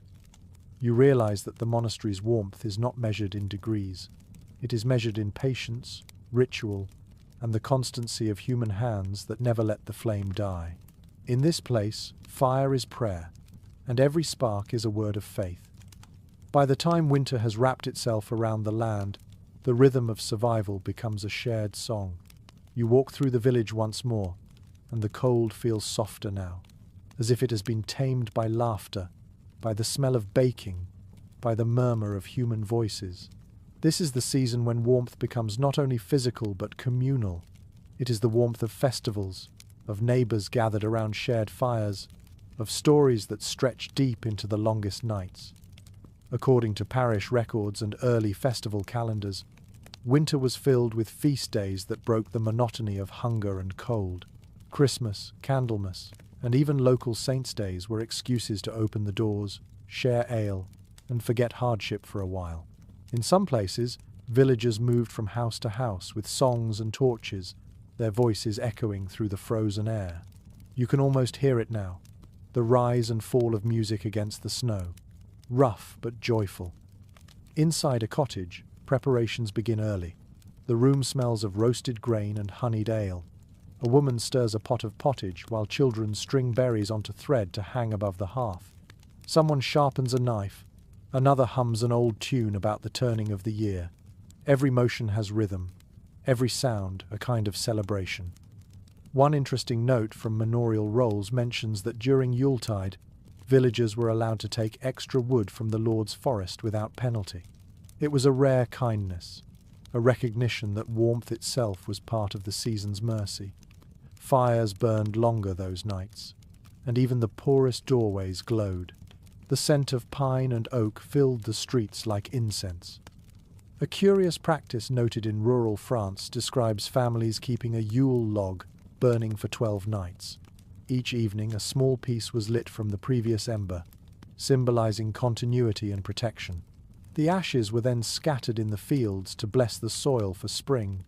You imagine those 12 nights, the laughter, the glow, the unspoken hope that the coming year would be gentler. Historians find these winter festivals endlessly fascinating. Some believe they were remnants of ancient pagan rituals repurposed by Christian custom. Others think they were simply moments of human need, born from the desire to bring light into darkness. Whatever their origin, they remind us that even in an age of scarcity, people chose to celebrate. You step into the village square, where the ground is packed with footprints. A group of men raise a barrel of ale onto a sled, their breath clouding in the cold. Someone strikes a lute, and the melody drifts lazily into the air. The rhythm is uneven but warm. The women arrive with baskets of bread, and the children chase each other, their laughter rising higher than the music. It is not refinement that gives this moment beauty. It is life itself refusing to surrender. A delightful fragment of folklore tells of fire visits, nights when families would carry a small coal from their hearth to a neighbor's home, rekindling one another's flames as a gesture of friendship. The same fire that warmed one house would travel to another, symbolizing unity. The sight of people walking through the snow with glowing embers in covered pots must have looked magical, like stars moving across the ground. Academic discussions about these customs often focus on their deeper meaning. Some scholars argue that such gatherings reinforced the fragile social fabric of rural life. Others think they were simple survival mechanisms, a way to share food and fuel in disguise. But standing here, you sense that both are true. Warmth is always stronger when shared. As evening deepens, the villagers light torches and gather in a rough circle. Someone begins to tell a story, a long, winding tale about an ancient king who challenged the winter spirits and won by keeping his fire alive through 12 storms. The children listen wide-eyed. The adults nod in recognition. The story is older than memory, carried by generations like a flame passed hand to hand. A small but charming detail from an old sermon warns villagers not to dance too close to the fire during such feasts, lest sparks mark their clothing. Yet you suspect many ignored the advice. A bit of danger made the night more vivid, more alive. You can picture skirts twirling near the flames, boots stamping rhythm into the snow, the fire painting faces in golden shadow. Researchers studying the psychology of pre-industrial winters note that community gatherings reduced the fear of isolation. People needed each other as much as they needed heat. The glow of many bodies, the comfort of song and ale, the shared rhythm of feet on frozen ground, all these things warmed the soul as much as any hearth. You stand quietly, watching the villagers dance. The stars above seem close enough to touch, their light reflected in the snow. The music rises, laughter follows, and for a moment, the world feels young again. Every hardship, every hunger, every long night is forgotten in the shimmer of firelight and song. When the celebration finally fades, the villagers carry their torches home one by one. The square empties slowly, leaving behind footprints and the faint smell of smoke. Inside each cottage, a fire catches again, a small echo of the larger flame they shared together. The night grows quiet, but the warmth remains. You walk past the houses, listening to the muffled sounds of voices, the clink of mugs, the sigh of closing doors. The air is cold, but your heart feels full. In the distance, the church bell tolls once, clear and steady. The sound rolls across the fields like a promise. Even in an age of hardship, the people of the Middle Ages found ways to fill winter with joy. They danced, they sang, they built warmth from one another. In that spirit, you can almost feel the timeless truth of human comfort. That fire burns brighter when seen through many eyes. That laughter echoes longest in the cold. By now you understand that warmth in the medieval world was not just built into walls or kindled in fires, it was also woven, stitched, and layered onto the body itself. As the first light of morning touches the horizon, you see figures stepping outside, their shapes bulky and bundled. Clothing is armor against the cold, and every thread tells a story of craft, necessity, and quiet ingenuity. According to surviving guild records, wool was the heart of winter life. Flocks of sheep were prized as much as land, for their fleece became the difference between comfort and misery. You watch a woman carding wool near her doorway, pulling the fibers apart until they form a soft cloud. Her hands move rhythmically, gently, as though she is coaxing warmth out of the air itself. The fibers catch the pale sunlight, glowing faintly before they are spun into thread. The sound of the spinning wheel fills the morning air, steady and hypnotic. A strand of wool twists between her fingers, growing longer, stronger, ready to be woven. Archaeologists have uncovered countless spindle whorls across Europe, proof that spinning was as common as breathing. The hum of that work must once have filled every village, a background song of survival. In larger towns, weavers crafted cloth on heavy wooden looms. The process was slow and meticulous, each shuttle's knock marking another moment of life. Linen came from flax, tough and smooth. Wool was thick and soft. Fur was a luxury reserved for the fortunate. When the fabric was finally finished, it was soaked in warm water, pounded with soap, and sometimes brushed with teasels to raise a soft nap that trapped air. That texture was warmth made visible. A curious entry in a 14th century merchant ledger mentions the sale of night wool, a term used for thick, coarse fabric designed solely for sleeping garments and winter coverings. It was rarely dyed, usually grey or brown, but its roughness mattered less than its comfort. A heavy blanket of that cloth could turn a freezing night into something almost gentle. Scholars have often remarked that medieval fashion, especially in winter, was a careful dance between utility and modest display. Layers were everything. A linen shift against the skin, a wool tunic above it, then perhaps a cloak lined with fur or sheepskin. The wealthy favoured sable, mink or fox. The poor relied on lamb or rabbit. When snow fell thick and fast, even nobles looked like bundles of moving blankets, their breath clouding beneath velvet hoods. One amusing note from a Norse saga describes how men stuffed dried grass into their boots before long journeys to keep their feet warm. The grass absorbed moisture and could be replaced daily. It sounds crude, but experiments by modern reenactors show that it worked remarkably well. A foot wrapped in wool and hay was a foot that survived. In some regions, people sewed small pouches filled with herbs like thyme or lavender into their collars and sleeves. The scent disguised the smell of smoke and sweat that clung to every garment through long winters. When someone passed you on a cold morning, their warmth carried faint traces of earth and flowers, a reminder that spring would eventually return.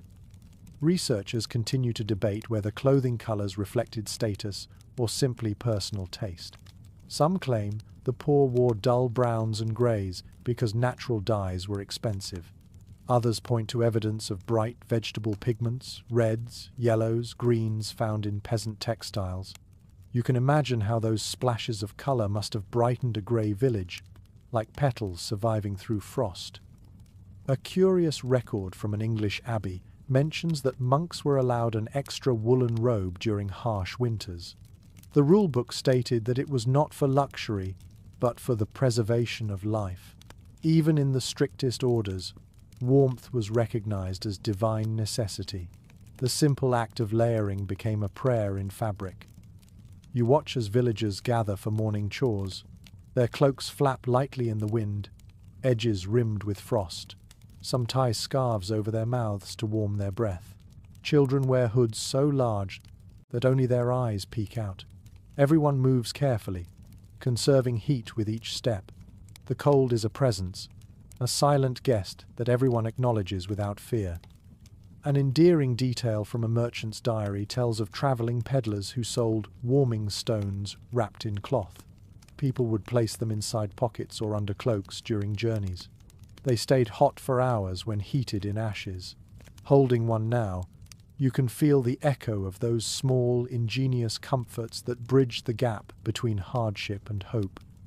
Archaeological discoveries of fur-lined gloves and woolen caps show that the concept of layering extended even to extremities. Hands were precious tools, and frostbite could mean ruin.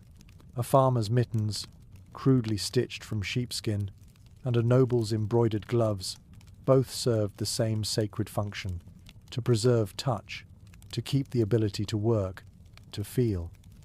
It is widely accepted that winter fashion defined social boundaries while also uniting people in shared necessity.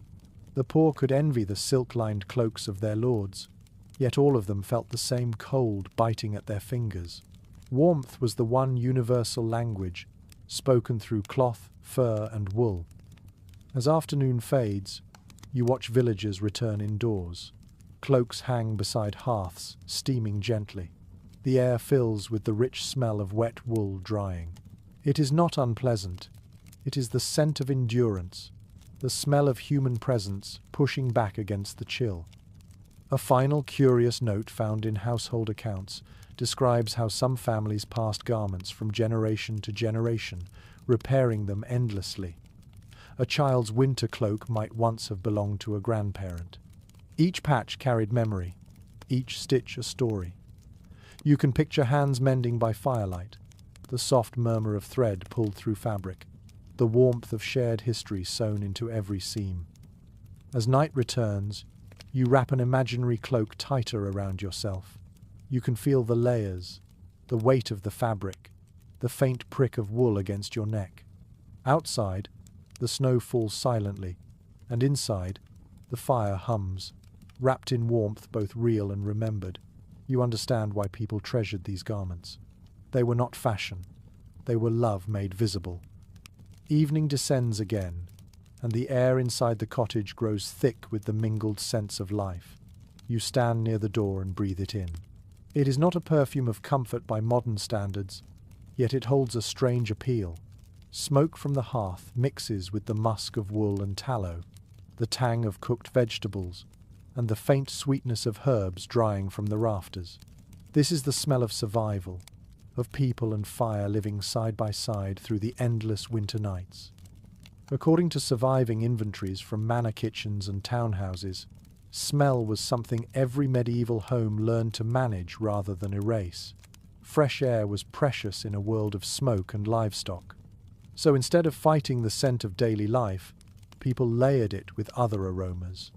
Herbs, resins, and even animal fats became part of an unintentional alchemy of comfort.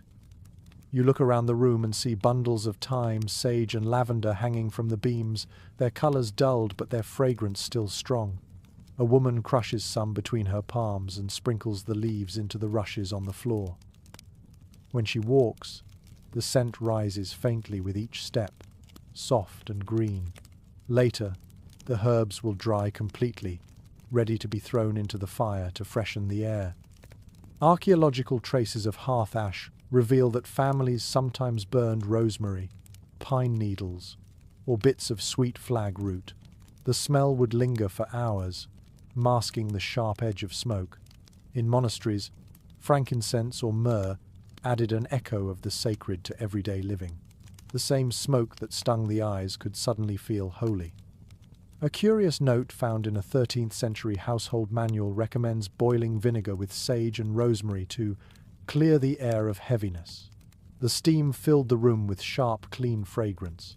Whether it purified anything is uncertain, but it must have lifted spirits on dark afternoons. You notice a small candle burning beside the hearth. Its light flickers gently, the flame short and bright.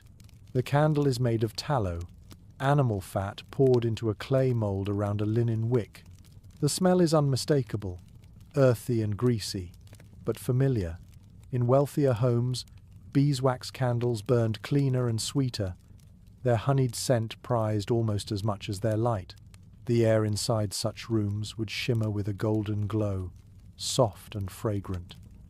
Some researchers suggest that medieval people experienced scent more vividly than we do today. With few competing odors from soap or perfume, each smell carried meaning. Smoke meant safety, meat meant celebration, beeswax meant prayer. The mind learned to read the air like a map of human life. One rather charming anecdote from a merchant's letter mentions that travellers returning from fairs brought home scented pomanders, small balls of wax or resin studded with herbs. They were hung near windows or tucked into clothing.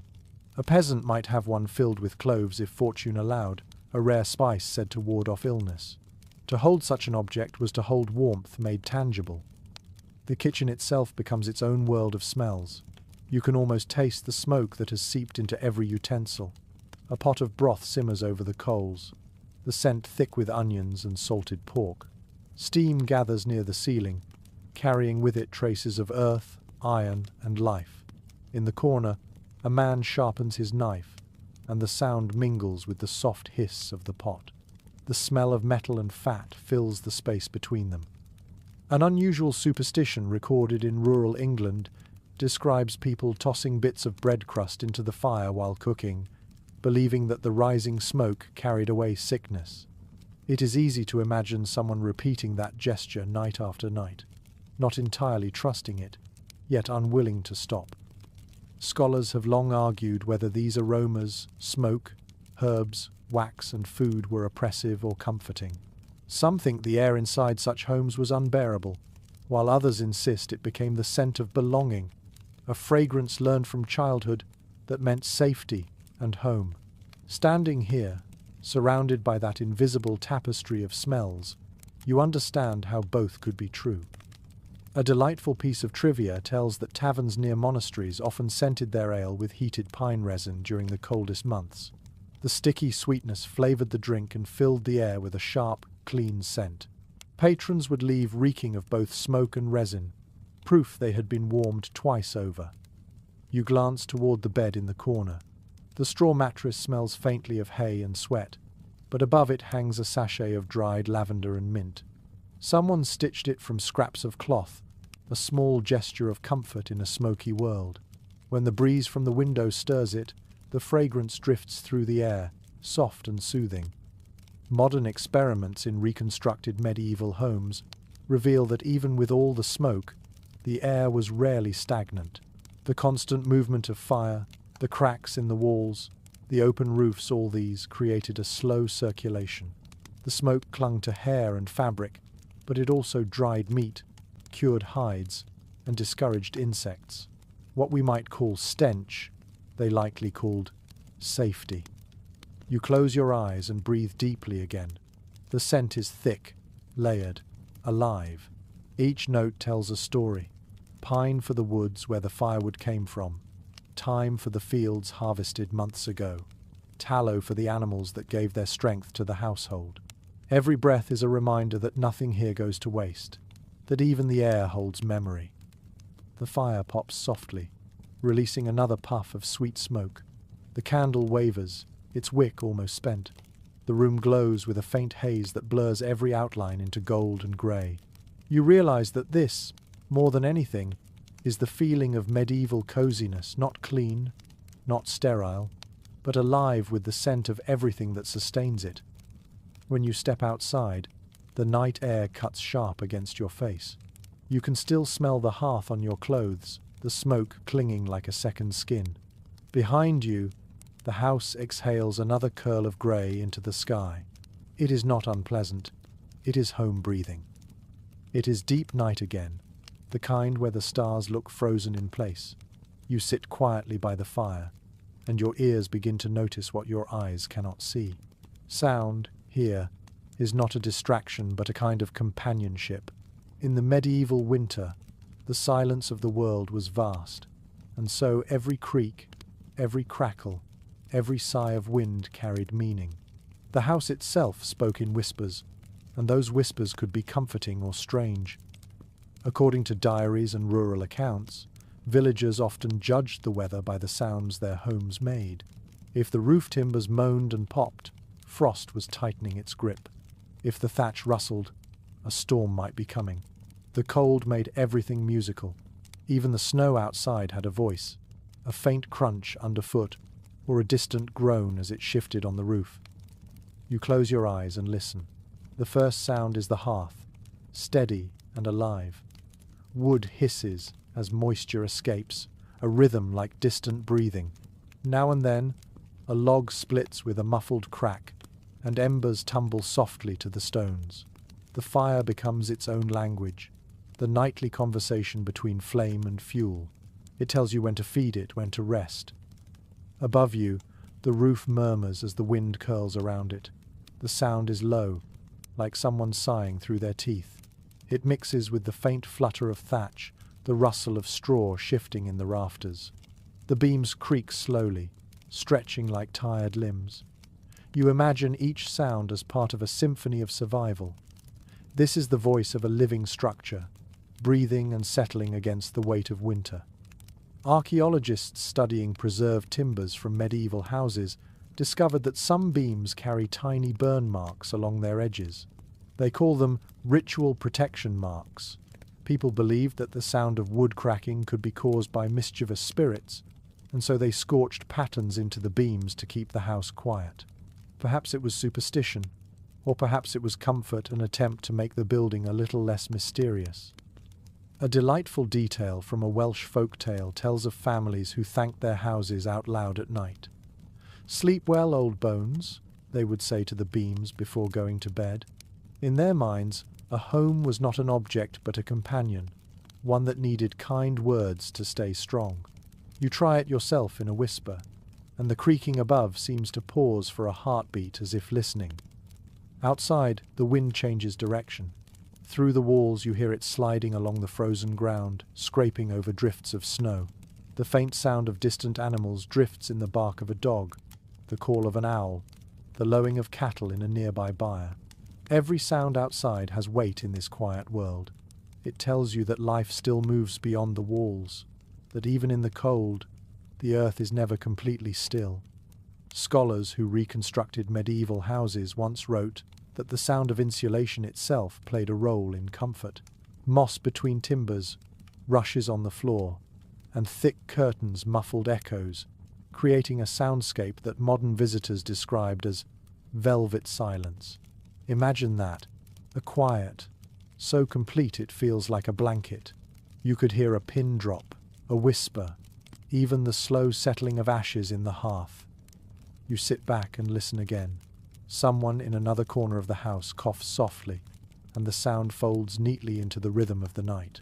The dog sighs in his sleep, claws scratching once against the floor.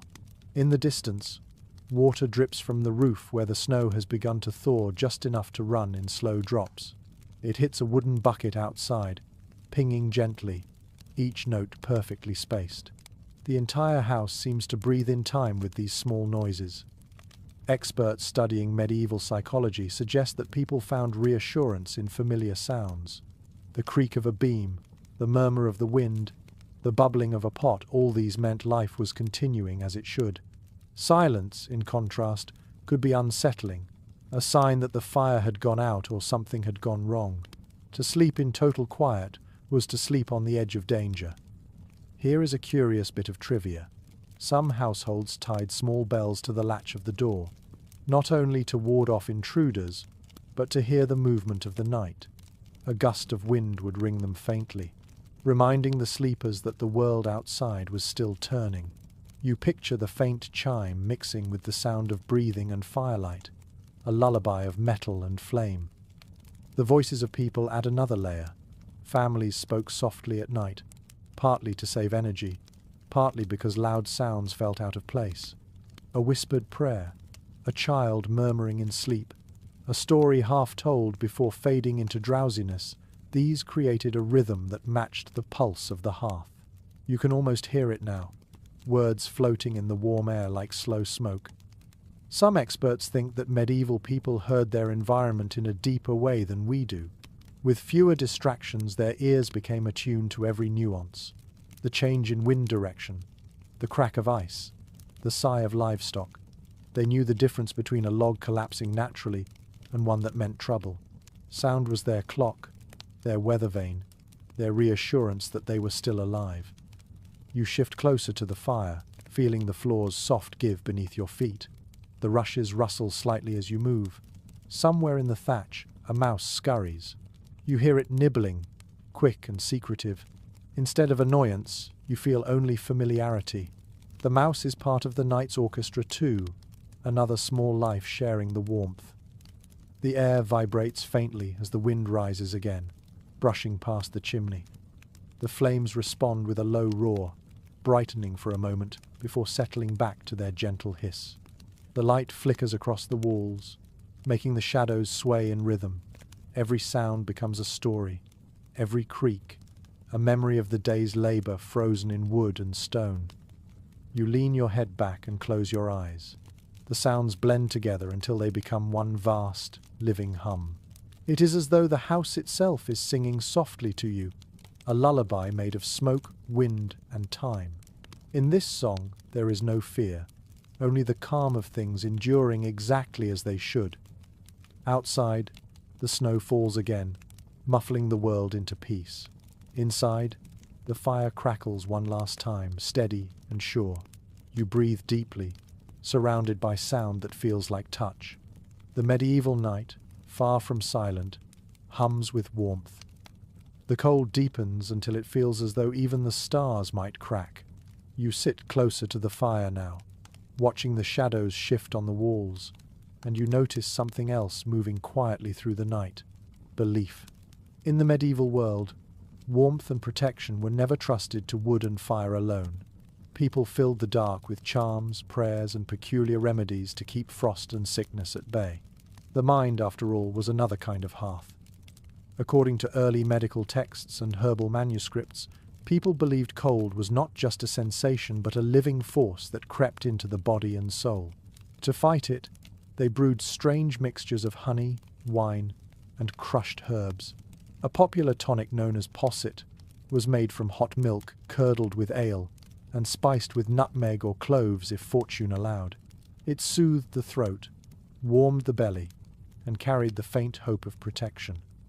You can almost taste its heavy sweetness, thick as comfort itself. One old manuscript preserved in a monastery describes how villagers rubbed goose fat into their chests to keep out the chill. The belief was that warmth entered the body through the skin. Children glistened with it during winter, slippery as otters but safe from the frost. Whether it worked or not, it was an act of care, a way of saying, "I want you to live." A rather curious bit of folklore from Scotland mentions that people burned juniper branches at dawn on the first day of each new year, letting the smoke fill the house. The scent drove away illness and evil, and afterward, everyone stepped outside to breathe fresh air before breakfast. It was less about superstition than renewal, the idea that air, like the soul, must be refreshed. You glance toward the shelf beside the hearth. Small bundles of dried plants hang there: sage, yarrow, and angelica. These were the guardians of the household. A woman takes one down and crumbles it into boiling water, muttering softly. The steam smells sharp and green. She waves her hand through it, brushing the air toward the bed, toward the children sleeping beneath their wool blankets. The gesture is tender, a mix of habit and hope. Researchers studying medieval remedies find that many of these practices had some practical value. Honey soothed throats, garlic fought infection, and alcohol lifted spirits when daylight was scarce. Yet for every useful cure, there was one born purely of imagination. People tied red ribbons around their wrists to prevent chills, or placed warm stones under pillows to chase away nightmares. Healing, like heat, often began in the mind, An endearing story from village chronicles tells of travelers who carried small charms of iron to ward off winter spirits. The charms were sometimes shaped like tiny tools, a hammer, a horseshoe, or a knife. When held near a fire, the metal grew warm, and they believed the spirits could not touch them. Perhaps it was not magic, only comfort disguised as courage. Scholars have long debated whether such beliefs were remnants of older pagan customs or creative responses to hardship. Some say the people clung to magic because they lacked medicine. Others argue that faith, superstition, and experience blended naturally in a world where danger was constant. Either way, you can sense how these rituals turned fear into something tangible, something that could be faced. A delightful piece of rural wisdom advised drinking ale spiced with ginger and mustard seeds to set the blood aflame. You can imagine the laughter after such a drink, the way it must have burned and cheered them all at once. Perhaps the real medicine was the warmth of shared absurdity, the sense that doing something, anything, was better than surrendering to the cold. There are whispers, too, of darker charms. In certain regions, people buried a small loaf of bread under the threshold before winter began, offering it to spirits of the ground in exchange for mild weather. Others sprinkled salt into the corners of rooms to keep frost from crossing the threshold. It sounds fanciful now, yet even today, people hang talismans, light candles, whisper to luck. The impulse to protect remains the same. One scholar who studied medieval domestic rituals wrote that these acts created psychological insulation. Belief itself was a wall. When storms raged outside, people gathered near their hearths, clutching amulets, murmuring prayers, or simply holding one another's hands. The cold might break doors, but it could not easily break faith. You watch the family around you now. The father sips something steaming from a wooden cup, the smell of ale and honey filling the room. The mother rubs oil into her hands, whispering a verse from memory. The children sleep soundly, their cheeks flushed pink with heat and trust. Above them, sprigs of evergreen hang from the rafters, a promise of spring.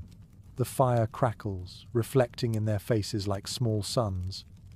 Outside, the wind howls briefly, rattling the shutters, but the sound passes. Inside, the flame stands firm, steady as a heartbeat. Every superstition, every charm, every whispered spell feels like a layer between them and the dark.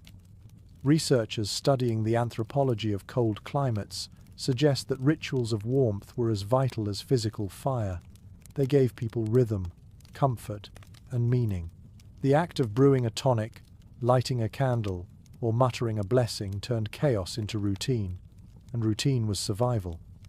The air smells faintly of juniper smoke and beer. You close your eyes and feel the warmth soaking into your skin. Whether it comes from belief, fire, or both, no longer matters. What matters is that you feel it. The world outside may freeze solid, but inside this small room, warmth glows in every gesture, every story, every breath.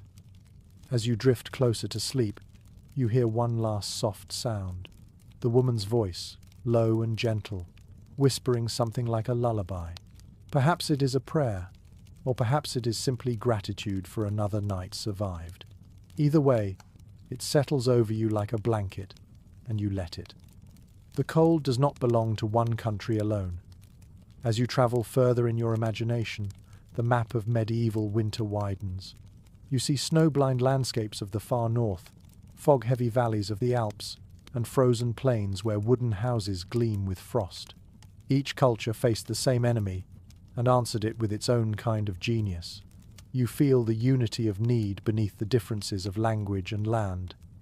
According to the writings of early travelers and merchants, Scandinavia was a lesson in endurance. There, winters swallowed the sun for months at a time. The people of Norway and Iceland built longhouses that seemed half buried in the earth, their thick turf roofs blending into the hills.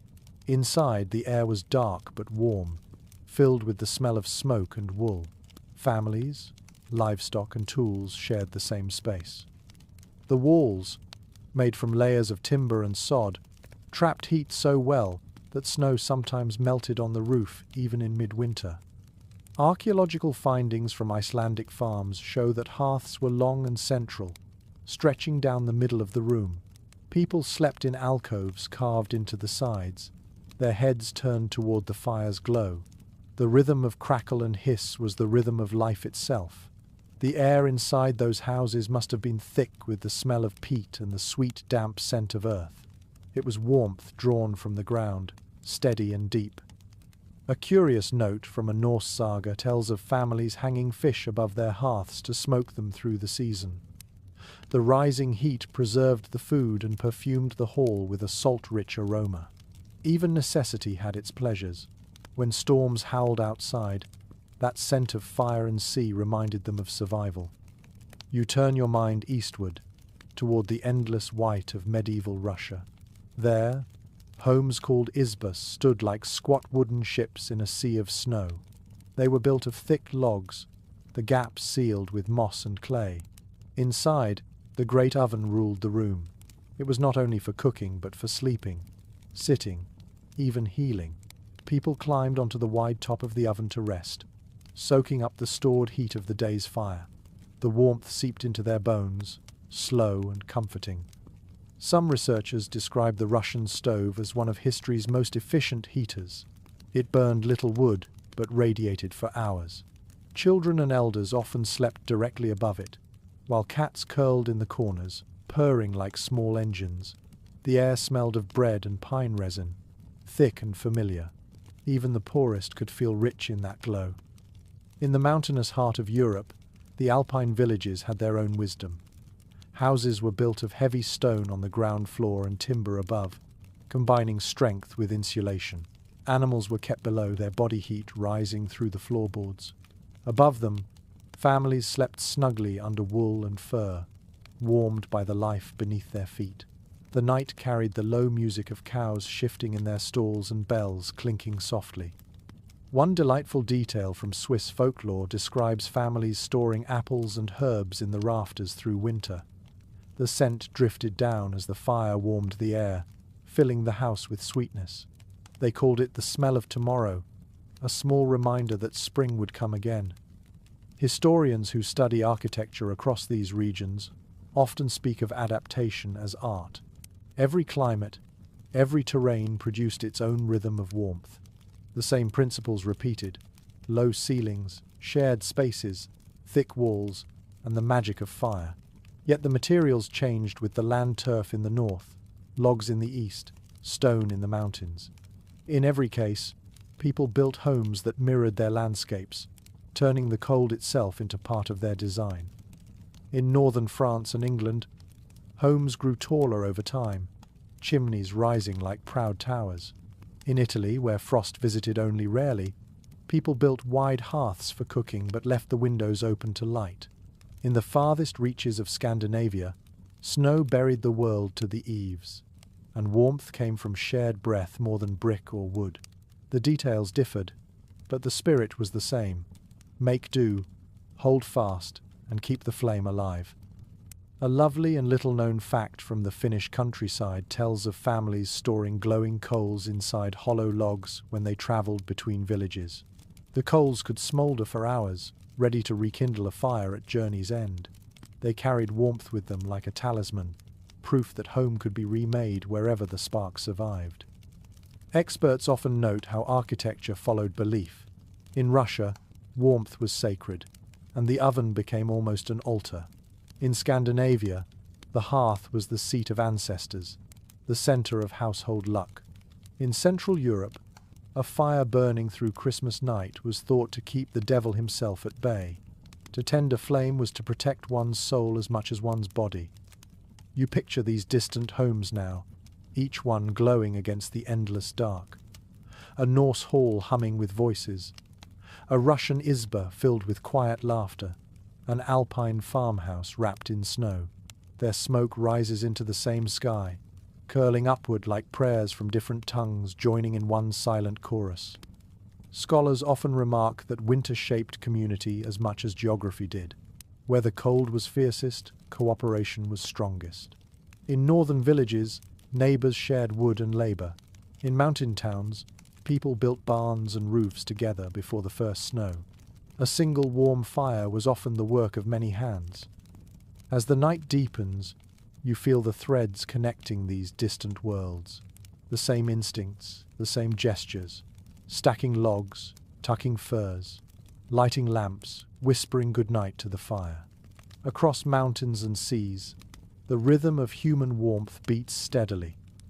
Outside, the wind carries a scent of resin and salt, peat and smoke, as if all those ancient homes breathe together. You close your eyes and let their stories blend into one another. It no longer matters whether you stand in a turf hall, a log cabin, or a stone chalet. Everywhere the message is the same.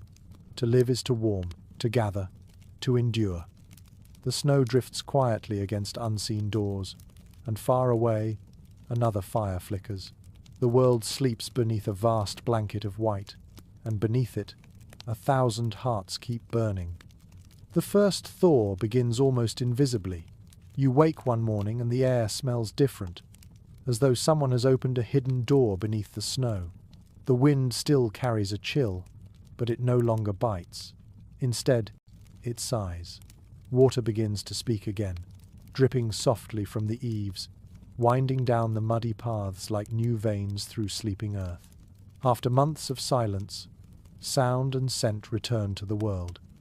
According to chronicles kept by monastic gardeners, the earliest sign of spring was the shift in the air around the hearth. Smoke that once lingered heavy inside now rises cleanly. The ashes feel dry, not damp, when stirred. These small things told them that the deep freeze was loosening its grip. The villagers noticed too. They opened doors for longer, lifted shutters to the light, and felt warmth on their faces that did not come from flame. You step outside and see the snow softening in patches, revealing the brown earth beneath. The roofs drip constantly, each drop falling with the gentle rhythm of a heartbeat. The village looks tired, yet peaceful. Every surface glistens with melting frost, and the sound of water fills the air like music. A curious note from a 14th century traveller describes the joy of washing clothes for the first time after winter. People carried buckets of meltwater to the stream and scrubbed furiously, laughing as if freed from chains.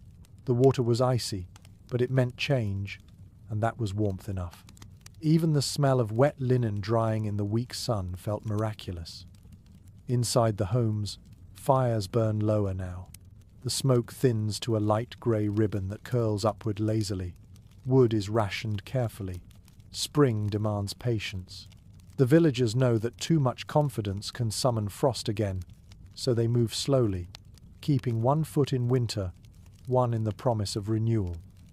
Researchers who studied medieval agricultural cycles note that this time between frost and planting was one of relief mixed with hunger. Food stores were nearly gone, fuel nearly spent, yet the sight of thawed ground brought hope that outweighed all worry.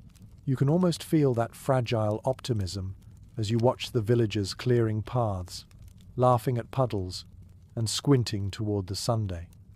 One charming custom recorded in rural England tells of families collecting the first drops of water from their roofs and sprinkling it across their thresholds for luck. They called it the blessing of the thaw. Children ran about trying to catch drips on their tongues, tasting the sky's return. The cold was no longer the enemy. It had softened into something kind. You walk toward the edge of the village where the fields stretch wide and uneven. The snow there is thinner, dotted with green shoots daring to emerge. Farmers stand quietly, leaning on spades, testing the ground with their boots. The soil is dark and smells of life. After months of white silence, that smell alone feels like music. Archaeological evidence from medieval farmsteads shows that people often repaired their homes as soon as the frost lifted. The thaw revealed cracks, loose stones, and sagging thatch. Men climbed ladders to patch roofs, while women daubed walls with fresh mud.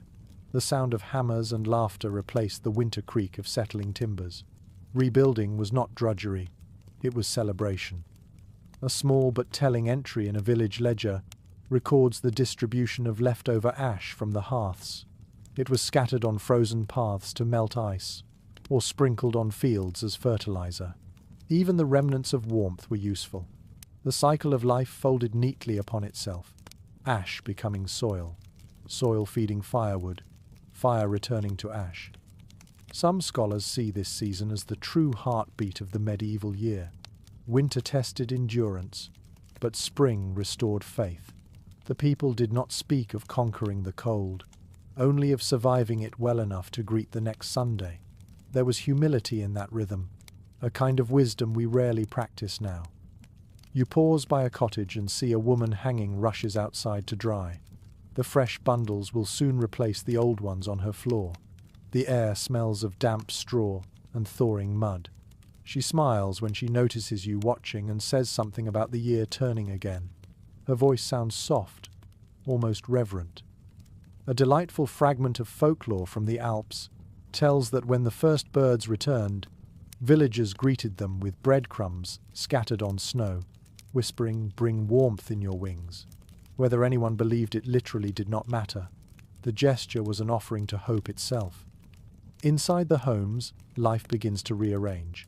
Heavy furs are folded away, windows opened for longer hours, and herbs once hoarded for medicine are used freely again. The smoke that once clung to everything fades, replaced by the smell of damp air and soil. You can almost feel the relief in every breath.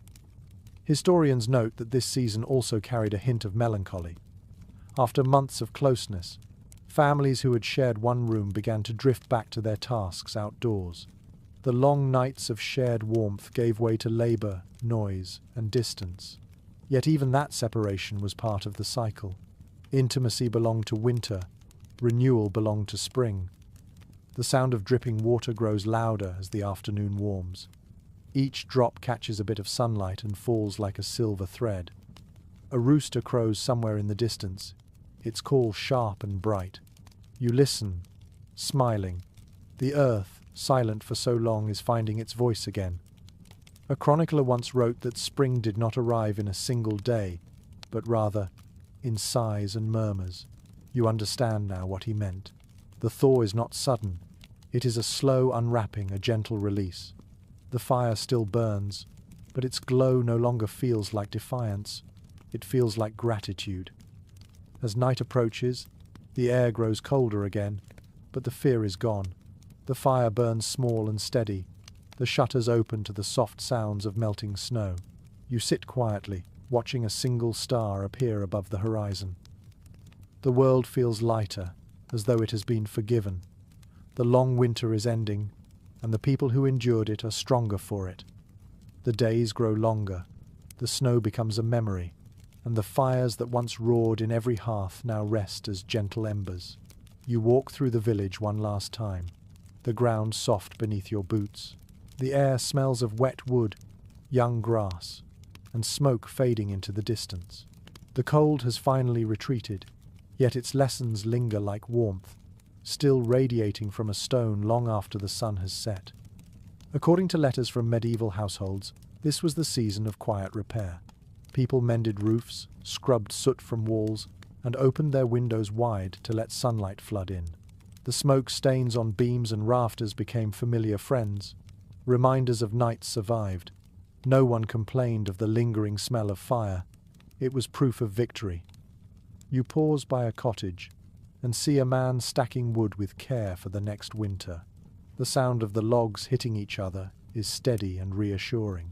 He is already thinking ahead, because in this world, warmth is never assumed. It is earned anew each year. His movements are calm, unhurried, a rhythm that feels eternal.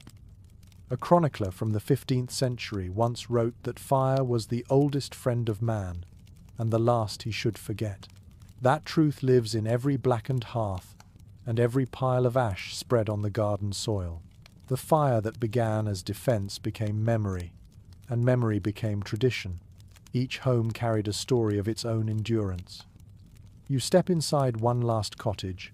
The rushes have been replaced, the windows propped open to sunlight. The air is clean now, touched by the scent of wildflowers drifting from outside. A woman hums while brushing soot from the wall. Her voice is calm, and the sound echoes softly in the quiet room. On the table lies a candle made of beeswax, its scent of honey faint but distinct. The flicker of its flame feels almost shy after so many fierce months of burning.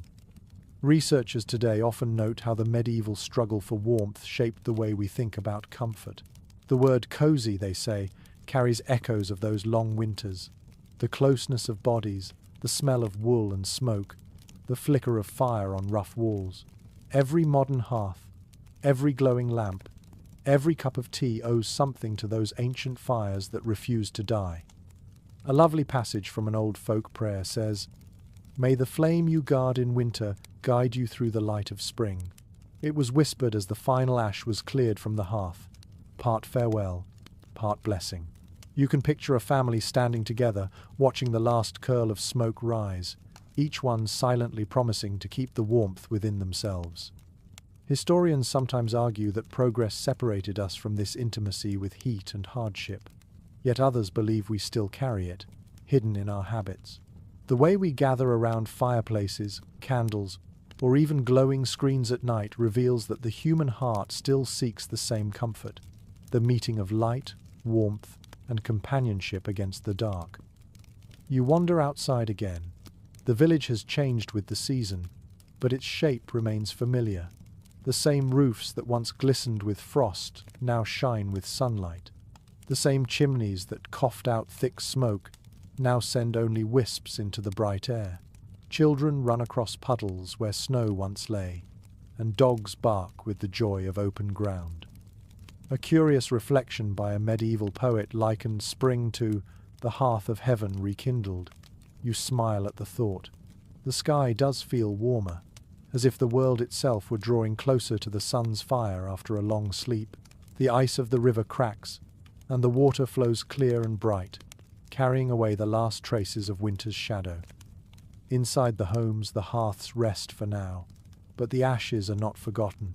People still touch the stones with fondness, still speak of how the fire burned brightest during the worst nights. Warmth, to them, was not just temperature.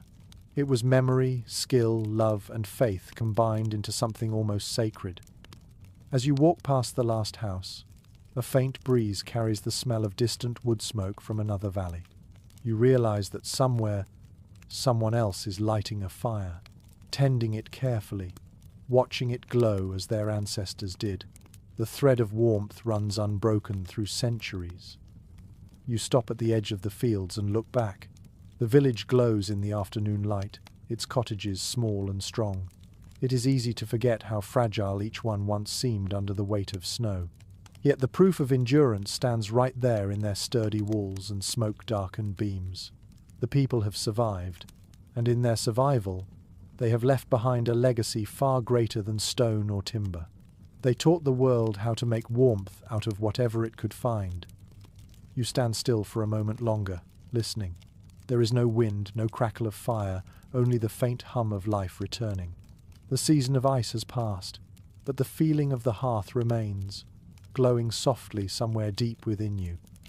And as the light fades, you understand what the medieval winter was always teaching, that warmth is not only built, but shared, not only kept, but remembered.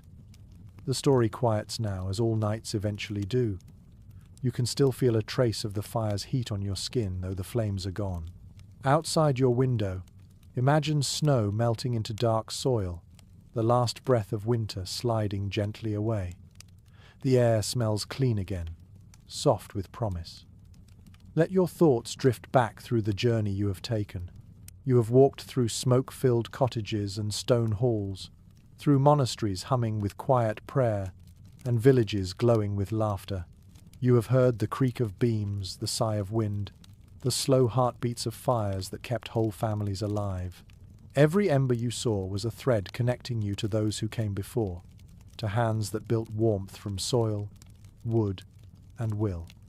The world has changed beyond measure, yet the need to gather close, to feel safe beside light, has not. Even now, the glow of a lamp or the soft hum of a heater carries the same comfort. Somewhere inside each of us, a small medieval hearth still burns, whispering that the cold can be endured, that light is worth tending. So breathe slowly. Feel the calm settle around you like wool. Picture the old villages fading into twilight, their fires burning down to ash while stars appear overhead. The people sleep, the fields rest, and the night itself exhales in peace. You have reached the quiet part of history, where warmth is no longer a struggle but a memory. Keep it with you as you drift towards sleep, the sound of crackling wood echoing faintly in your mind. Good night, traveler of time. The fire is waiting, always.